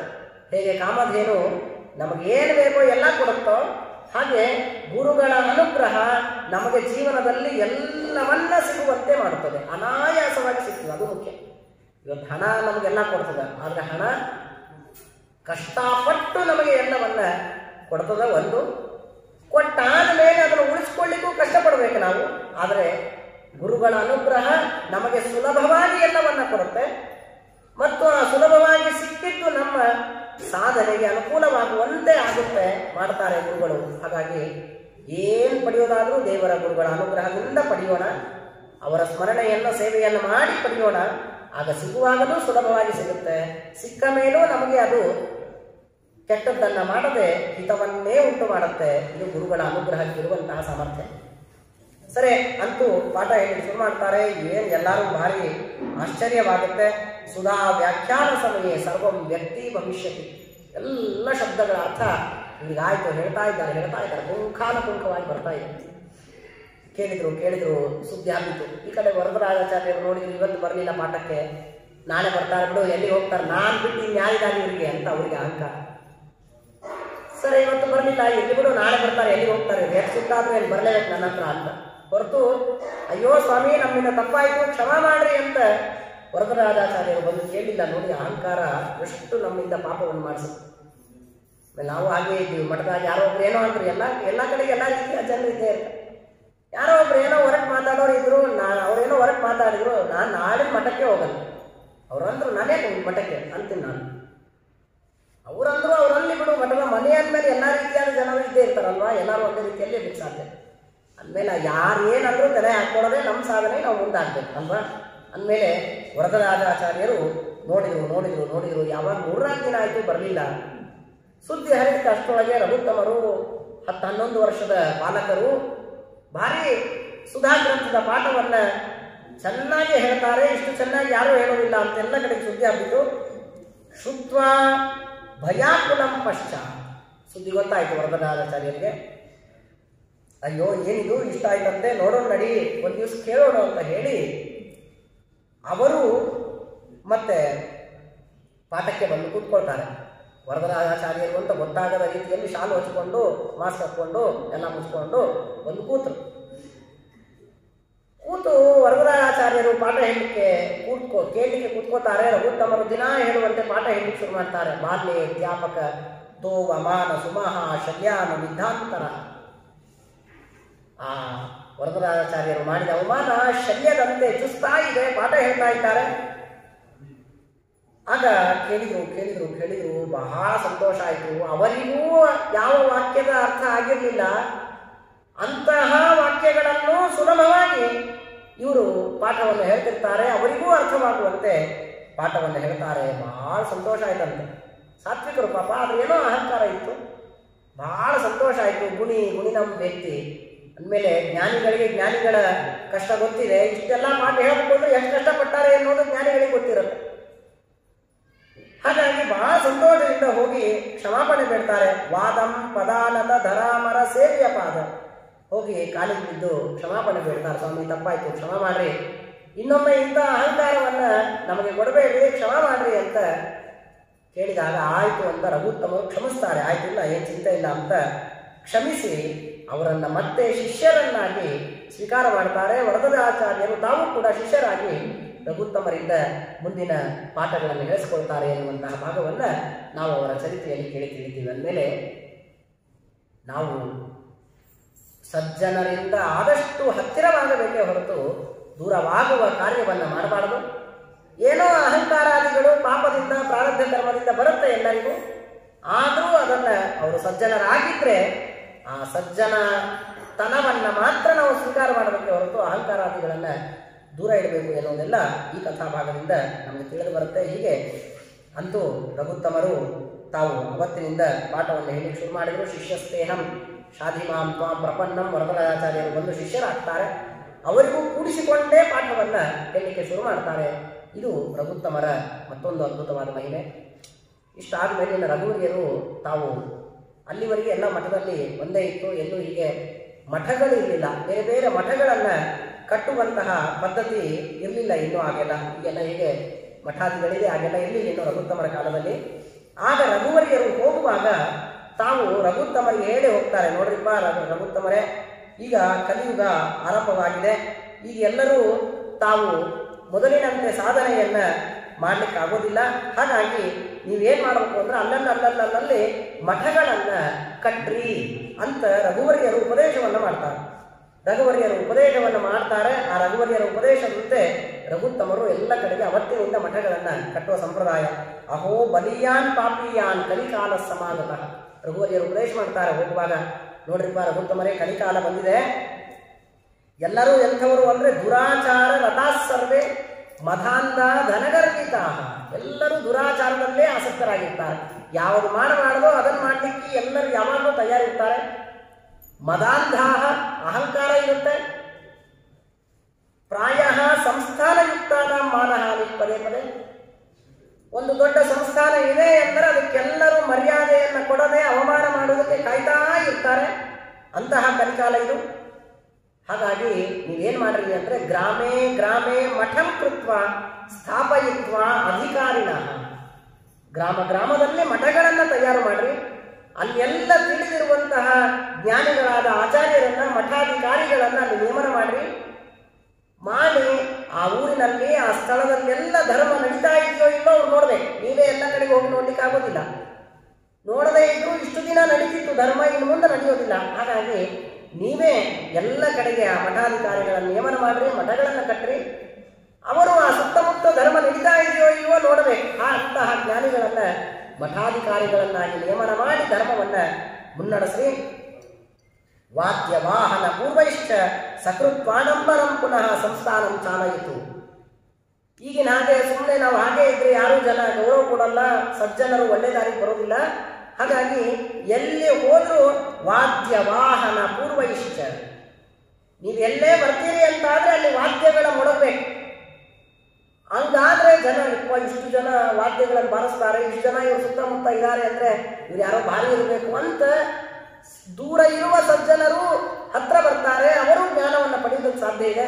ಹಾಗಾಗಿ ವಾದ್ಯ ವಾಹನಗಳನ್ನೆಲ್ಲ ಜೊತೆಗೆ ಇಟ್ಟುಕೊಳ್ಳಿ ರಘುವರಿಯರು ಉಪದೇಶ ಮಾಡ್ತಾರೆ ರಘುತ್ತಮರಿಗೆ. ಆಮೇಲೆ ಇವತ್ತಿಗೂ ನೀವು ತಿರುಪತಿಯ ಮೊದಲಾದ ಕ್ಷೇತ್ರಗಳಿಗೆ ನಮ್ಮ ಮಾಧ್ವ ಮಠದ ಯಾವುದೇ ಪೀಠಾಧಿಪತಿಗಳು ಹೋದರೂ ವಾದ್ಯಗಳಿಂದ ಅವರನ್ನ ಮತ್ತೆ ಒಳ ಕರ್ಕೊಂಡು ಹೋಗ್ತಾರೆ, ಸನ್ಮಾನ ಮಾಡ್ತಾರೆ, ಅದೆಲ್ಲ ಇದೆ. ಅಂದಮೇಲೆ ಆ ವಾದ್ಯಗಳನ್ನೆಲ್ಲ ನೀವು ಮಾಡ್ರಿ. ಅವತ್ತಿಂದ ಎಲ್ಲ ಅನೇಕ ಮತ್ತು ಬದಲಾವಣೆಗಳನ್ನು ರಘುತ್ತಮರು ಮಾಡ್ತಾರೆ ಎಲ್ಲ ಮಠಗಳಲ್ಲಿ. ಉತ್ತರಾದಿ ಮಠದಲ್ಲಿ ಅವತ್ತಿಂದ ಅನೇಕ ಬದಲಾವಣೆಗಳೆಲ್ಲ ನಡೆದು ಹೋಯಿತು. ಸ್ವಾಮಿಗಳ ಅಡಿಗೆ ಬೇರೆ, ಇವರ ಅಡಿಗೆ ಬೇರೆ, ಅದು ಬೇರೆ, ಇದು ಬೇರೆ ಅಂತ ಎಲ್ಲ ಬದಲಾವಣೆಗಳನ್ನು ರಘುತ್ತಮ ತೀರ್ಥ ಶ್ರೀಪಾದಂಗಳವರು ಮಾಡ್ತಾರೆ. ಮಠಗಳ ನಿರ್ಮಾಣವಾಯಿತು, ಇದೆಲ್ಲ ಅವರ ಕೆಲಸ. ಈಗೆಲ್ಲ ಅನೇಕ ರಘುತ್ತಮರ ಚರಿತ್ರೆಯಲ್ಲಿ ನಾವು ತಿಳಿಯುವುದಾದರೆ ಮತ್ತೆಂಥವ್ರು ರಘುತ್ತರು ಯದ್ವೃಂದಾವನ ಸೇವೆಯ ಸುಂಕುಲ ವಿದ್ಯಾನ ವದ್ಯಾಭವೇ ಅವರ ಸ್ತೋತ್ರದಲ್ಲಿ ಹೇಳುವಾಗ ಯಾವ ರಘುತ್ತಮರ ವೃಂದಾವನವನ್ನು ಸೇವೆ ಮಾಡುವುದರಿಂದ ವಿದ್ಯಾನ ವದ್ಯಾಭವೇ, ಯಾರು ಅವಿದ್ಯೆ ಅಂತವರೋ, ಯಾರಿಗೆ ಜ್ಞಾನವಿಲ್ಲವೋ ಅಂಥವರು ರಘುತ್ತಮರ ಸೇವೆಯನ್ನು ಮಾಡುವುದರಿಂದ ಉತ್ತಮವಾದ ಜ್ಞಾನವನ್ನು ಪಡೆಯುವರಾಗ್ತಾರೆ. ಯನ್ನಾಮ ಗ್ರಹಣೇನ ಪಾಪ ನಿಚಯೋ ದಕ್ಷೇತ ನಿಶ್ಚಪ್ರಚಂ. ರಘುತ್ತಮ ತೀರ್ಥ ಗುರುಭ್ಯೋ ನಮಃ ಅಂತ ಅವರ ನಾಮಸ್ಮರಣೆಯನ್ನು ಮಾಡಿದರೆ ಸಾಕು, ಎಲ್ಲ ಪಾಪಗಳು ದೂರವಾಗಿ ಹೋಗುತ್ತೆ. ಅಂತಹ ರಘುತ್ತಮರು ಯನ್ನಾಮ ಸ್ಮರಣೇನ ಖೇದ ನಿಮಃ ಸಂಕೃಷ್ಯತೆ. ಬಹಳ ಕಷ್ಟ ಇದೆ, ದುಃಖ ಇದೆ, ಯಾರೂ ಸಹಾಯ ಮಾಡುವವರಿಲ್ಲ. ಯನ್ನಾಮ ಸ್ಮರಣೇನ ರಘುತ್ತಮ ತೀರ್ಥ ಗುರುಭ್ಯೋ ನಮಃ ಸ್ಮರಣೆ ಮಾಡಿದರೆ ನಿಮಃ ಸಂಕೃಷ್ಯತೆ, ಆ ಕಷ್ಟದಿಂದ ನಮ್ಮನ್ನ ಎಳೆದು ಹೊರಗೆ ಹಾಕ್ತಾರೆ. ಅಂತಹ ರಘುತ್ತಮ ತೀರ್ಥ ಶ್ರೀಪಾದಂಗಳವರು ತಾರೆ ಶಾಚ್ಯ ಪಿನಾಕಿನಿ ಸುತ್ತಟಿನಿ ಅನೇಕ ರಘುತ್ತಮರ ಬಗ್ಗೆ ನಮಗೆ ತಿಳಿಸಿಕೊಡ್ತಾರೆ. ಅಂತಹ ರಘುತ್ತಮ ತೀರ್ಥ ಶ್ರೀಪಾದಂಗಳವರು ಭಾವಬೋಧ ಎನ್ನುವಂತಹ ಹೆಸರಿನಿಂದ ಎಲ್ಲ ಟಿಪ್ಪಣಿಗಳನ್ನು ರಘುತ್ತಮ ತೀರ್ಥ ಶ್ರೀಪಾದಂಗಳು ಬರೆದಿದ್ದಾರೆ. ಇನ್ನು ಮತ್ತೊಂದು ರಘುತ್ತಮರ ವಿಶೇಷತೆಯನ್ನು ನಾವು ಕೇಳುವುದಾದರೆ ಅನೇಕ ಗ್ರಂಥಗಳನ್ನೆಲ್ಲ ಬರೆದಿದ್ದಾರೆ. ಅವರು ಟೀಕೆಯನ್ನು ಬರೆದಿದ್ದಾರೆ. ಇಡೀ ನಮ್ಮ ಮಾಧ್ವ ಸಿದ್ಧಾಂತದಲ್ಲಿ ಟೀಕಾರಾಯರು ಪದ್ಮನಾಭ ತೀರ್ಥರು ಮೊದಲಿಗೆ ಟೀಕೆಯನ್ನು ಬರೆದವರು. ಅವರ ಆದ ಮೇಲೆ ಜಯತೀರ್ಥರು ಟೀಕೆಯನ್ನು ಬರೆದವರು. ಅವರ ಆದ ಮೇಲೆ ಯಾರಾದರೂ ಒಬ್ಬರು ಟೀಕೆಯನ್ನು ಬರೆದವರು ಅಂತಿದ್ರೆ ಅದು ನಮ್ಮ ರಘುತ್ತಮ ತೀರ್ಥ ಶ್ರೀಪಾದಂಗಳವರು ಬರೆದಿದ್ದಾರೆ. ಆ ರಘುತ್ತಮ ತೀರ್ಥ ಶ್ರೀಪಾದಂಗಳವರು ಟೀಕಾಕಾರರಂತೂ ಪ್ರಸಿದ್ಧಿ. ಹೀಗಾಗಿಯೇ ಅವರು ಟೀಕಾಭಾವ ವಿಬೋಧನಾಯ ಎನ್ನುವುದಾಗಿ ಅವರು ಕರೀತಾರೆ. ಅಂದಮೇಲೆ ಟೀಕೆಯನ್ನು ಬರೆಯುವಂತಹ ಜ್ಞಾನದ ಸಾಮರ್ಥ್ಯ ರಘುತ್ತಮರಲ್ಲಿ ಇದ್ದಿದ್ದು ಒಂದು. ಬರೀ ಇವರಷ್ಟೇ ಅಲ್ಲ, ಶಿಷ್ಯಾದ್ಯಾ ಟಿಪ್ಪಣ್ಯಾಚಾರ್ಯ ಸಂಹಿತ ಅಂತ ಅವರ ಪ್ರಸಿದ್ಧಿ. ಇವರಷ್ಟೇ ಪಾಠಗಳನ್ನು ಹೇಳಿ ಪಾಂಡಿತ್ಯವನ್ನು ಪ್ರದರ್ಶನ ಮಾಡಲಿಲ್ಲ. ಯಾದವಾರ್ಯರು, ಶ್ರೀನಿವಾಸ ತೀರ್ಥರು ಅವರೆಲ್ಲರೂ ಕೂಡ ಅನೇಕ ಜನ, ಸಾವಿರಾರು ಜನ ಶಿಷ್ಯರನ್ನ ನಿರ್ಮಾಣ ಮಾಡಿದರು. ಎಷ್ಟು ವೈರಾಗ್ಯ ಅವರಿಗೆಲ್ಲ. ನೀವೆಲ್ಲ ಯಾದವಾರ್ಯರ ಶ್ರೀನಿವಾಸ ತೀರ್ಥರ ಕಥೆಗಳನ್ನೆಲ್ಲ ಕೇಳಿದ್ದೀರಿ. ಎಷ್ಟು ವೈರಾಗ್ಯ ಇತ್ತು ಅವರಿಗೆಲ್ಲ. ಅಂದರೆ ಯಾದವಾರ್ಯರು ಒಂದ್ಸಲ ಅಷ್ಟು ವೈರಾಗ್ಯ, ಅವರು ಒಂದ್ಸಲ ಸ್ನಾನ ಮಾಡಬೇಕು ಅಂತ ತಯಾರಾಗಿರ್ತಾರೆ. ಆಗ ಶಿಷ್ಯರಿಗೆ ಅಲ್ಲೇ ದಂಡೆಯಲ್ಲಿ ಬಂಗಾರದ ನಿಧಿ ಸಿಗುತ್ತೆ. ಗುರುಗಳಿಗೆ ಬಂದು ಹೇಳ್ತಾರೆ, ಸ್ವಾಮಿ ಯಾದವಾರ್ಯರೇ ನಿಧಿ ಸಿಕ್ಕಿದೆ, ಇನ್ಮೇಲೆ ನಾವು ಯಾರು ಕಷ್ಟಪಡುವ ಅವಶ್ಯಕತೆ ಇಲ್ಲ, ಮನೆಗೆ ಹೋಗಿ ಭಿಕ್ಷೆ ಬೇಡುವ ಅವಶ್ಯಕತೆ ಇಲ್ಲ, ನಾವೆಲ್ಲ ಆರಾಮಾಗಿ ಸುಖವಾಗಿ ಇಟ್ಬಿಡ್ಬೋದು ಒಂದು ಕಡೆ ಮನೆ ಕಟ್ಕೊಂಡು ಅಂತಂತಾರೆ. ಯಾದವಾರ್ಯರ ಆಗಿಂದಾಗೆ ಈ ಜಾಗನೇ ಬೇಡ ನಡ್ರಿ ಎಲ್ಲರೂ ಅಂತ ಅಲ್ಲಿಂದ ಹೊರಟೇ ಬಿಡ್ತಾರೆ. ಸ್ನಾನ ಪೂಜೆನ ಮುಂದಿನ ಊರಿಗೆ ಹೋಗೇ ಮಾಡ್ತಾರೆ ಹೊರತು ಆ ಸ್ಥಳದಲ್ಲಿ ಮಾಡಲಿಲ್ಲ ಅಂತ ಯಾದವಾರ್ಯರ ಚರಿತ್ರೆಯಲ್ಲಿ ಕೇಳ್ತೀವಿ. ಅಷ್ಟು ವೈರಾಗ್ಯ ಯಾದವಾರ್ಯರಿಗೆ. ಯಾದವಾರ್ಯರ ಕಥೆಗಳಂತೂ ಪ್ರಸಿದ್ಧ. ಆ ಬಡತನ ಇರುತ್ತೆ, ಬಾಯಿಯಲ್ಲಿ ದೇವರು ಬಂದು ಮತ್ತೆ ದೇವರಿಗೆ ಆ ಯೋಗಕ್ಷೇಮ ಮಹಾಮ್ಯಂ ಎನ್ನುವಂತಹ ಶ್ಲೋಕದ ಮೇಲೆ ಗೆರೆ ಹಾಕಿ ಹೋಗ್ಬಿಡ್ತಾರೆ. ಸಿದ್ಧಿಗೆ ಬಂದು ಇವರು ಹೋಗ್ತಾರೆ. ಬಂದು ನೋಡಿದ್ರೆ ಮನೆಯಲ್ಲಿ ಅಡಿಗೆ ನಡೀತಾ ಇದೆ, ಹೆಂಡತಿ ಸತ್ತೋಡಿನ ಮಕ್ಕಳೆಲ್ಲ ಕುಣಿತಾ ಇದ್ದಾರೆ. ಯಾರು ತಂದ್ಕೊಟ್ರು, ಯಾರೋ ತಂದ್ಕೊಟ್ರು, ನೀವೇನೋ ಹೊಡೆದ್ರಂತೆ, ಬಾಯಿಗೆ ಬರಿ ಹಾಕಿರ ಅಂತ ಅಂದಾಗ ಬಂದು ನೋಡಿದ್ರು ದೇವರೇನೇ ಎಲ್ಲ ಅನುಕೂಲವನ್ನು ಮಾಡಿಕೊಟ್ಟಿದ್ದ, ತಂದಿಟ್ಟಿದ್ದ. ಅಂದಮೇಲೆ ಯಾದವಾರ್ಯರ ಶ್ರೀನಿವಾಸ ತೀರ್ಥರು ಇವರೆಲ್ಲರೂ ರಘುತ್ತಮರ ಶಿಷ್ಯರು. ರಘುತ್ತಮರಿಗೆ ಈ ಸಾಮರ್ಥ್ಯವಿದೆ ಅಂತ ಆದಮೇಲೆ ನಾವು ಶಿಷ್ಯರಿಗೆ ಎಷ್ಟು ಸಾಮರ್ಥ್ಯ, ಅವರಿಂದ ಅವರ ಶಾಸ್ತ್ರಗಳನ್ನು ಓದುವ, ಹೇಳುವ, ಕೇಳುವ ನಮಗೆಲ್ಲ ಎಂತಹ ಸಾಮರ್ಥ್ಯವನ್ನು, ಪುಣ್ಯವನ್ನು ಅವರು ಕೊಡ್ತಾರೆ. ಅಂದಮೇಲೆ ಅಂತಹ ರಘುತ್ತಮರ ಚರಿತ್ರೆಯನ್ನು ಕೇಳಿದ್ದರಿಂದಲೇ ನಮ್ಮ ಎಲ್ಲ ಪಾಪಗಳು ದೂರವಾಗುತ್ತೆ. ಅಂತಹ ಮಹನೀಯರ ಗ್ರಂಥಗಳನ್ನು ಓದಬೇಕು, ಕೇಳಬೇಕು, ಹೇಳಬೇಕು ಯಾವಾಗಲೂ. ಹಾಗಾಗಿ ಆ ಭಾಗ್ಯವನ್ನು ನಾವು ಪಡೆಯೋಣ. ಆದಷ್ಟು ಮೊದಲಿಗೆ ಶುದ್ಧಿಯನ್ನು ನಾವು ಪಡೆಯೋಣ. ಆಚಾರ ವಿಚಾರಗಳನ್ನು ಸರಿಯಾಗಿ ಇಟ್ಟುಕೊಳ್ಳೋಣ. ಇದೆಷ್ಟು ಆಚಾರವಂತರಾಗ್ತಿರೋ ಅಷ್ಟು ನಿಮಗೆ ಗ್ರಂಥಗಳನ್ನು ಓದುವ, ಕೇಳುವ, ಹೇಳುವ, ತಿಳಿಯುವ ಸೌಭಾಗ್ಯವನ್ನು ಅವರು ಕೊಡ್ತಾರೆ. ಅಂತಹ ರಘುತ್ತಮ ತೀರ್ಥ ಶ್ರೀಪಾದಂಗಳವರು ನಮಗೆಲ್ಲ ಆದಷ್ಟು ಜ್ಞಾನದ ದಾರಿಯಲ್ಲಿ ಮುನ್ನಡೆಸಲಿ, ಇನ್ನೂ ಹೆಚ್ಚಿನ ಸೌಭಾಗ್ಯವನ್ನು ನಮಗೆ ಕೊಟ್ಟು ಸಾಧನೆಯನ್ನು ಮಾಡಿಸಲಿ ಅಂತ ಪ್ರಾರ್ಥನೆಯನ್ನು ಮಾಡ್ತಾ, ಇವತ್ತು ಇಷ್ಟೊತ್ತು ಕಾಲ ಅವರ ಚರಿತ್ರೆಯನ್ನು ಕೇಳಿ ತಿಳಿದ್ವಿ. ಇದು ಕೇವಲ ಅವರ ಅನುಗ್ರಹದಿಂದ ಆದದ್ದು. ಹಾಗಾಗಿ ಅವರಿಗೆ ಇದನ್ನು ಸಮರ್ಪಣೆ ಮಾಡೋಣ. ಅಸ್ಮತ್ ಗುರುವಂತರ್ಗತ ರಘುತ್ತಮ ತೀರ್ಥ ಗುರುವಂತರ್ಗತ ತತ್ವಾಭಿಮಾನಿ ದೇವತಾಂತರ್ಗತ ಭಾರತೀಯ ರಮಣ ಮುಖ್ಯ ಪ್ರಾಣಾಂತರ್ಗತ ಕುಲದೈವ ಶ್ರೀ ಲಕ್ಷ್ಮೀ ವೆಂಕಟೇಶ ಪ್ರಿಯತಾಂ ಪ್ರೀತೋಭೂತು ಗುರುಮಧ್ವಾಂತರ್ಗತ ಶ್ರೀ ಕೃಷ್ಣಾರ್ಪಣಮಸ್ತು. ದೇವರು ಗುರುಗಳು ಈ ಜ್ಞಾನ ಕಾರ್ಯವನ್ನು ಸ್ವೀಕಾರ ಮಾಡಿ ನಮಗೂ ನಿಮಗೂ ಎಲ್ಲರಿಗೂ ಜ್ಞಾನ ಮುಕ್ತಿಗಳನ್ನು ಕೊಟ್ಟು ಅನುಗ್ರಹಿಸಲಿ. ರಘುತ್ತಮ ತೀರ್ಥ ಶ್ರೀಪಾದಂಗಳವರ ಅನುಗ್ರಹದಿಂದ ಇನ್ನೂ ಹೆಚ್ಚಿನ ಸಾಧನೆ ನಮಗೆಲ್ಲರಿಗಾಗಲಿ ಅಂತ ಪ್ರಾರ್ಥನೆಯನ್ನು ಮಾಡ್ತಾ ಇವತ್ತಿನ ಈ ಕಥಾಭಾಗವನ್ನು ಇಲ್ಲಿಗೆ ಮುಗಿಸೋಣ. ಶ್ರೀಕೃಷ್ಣ.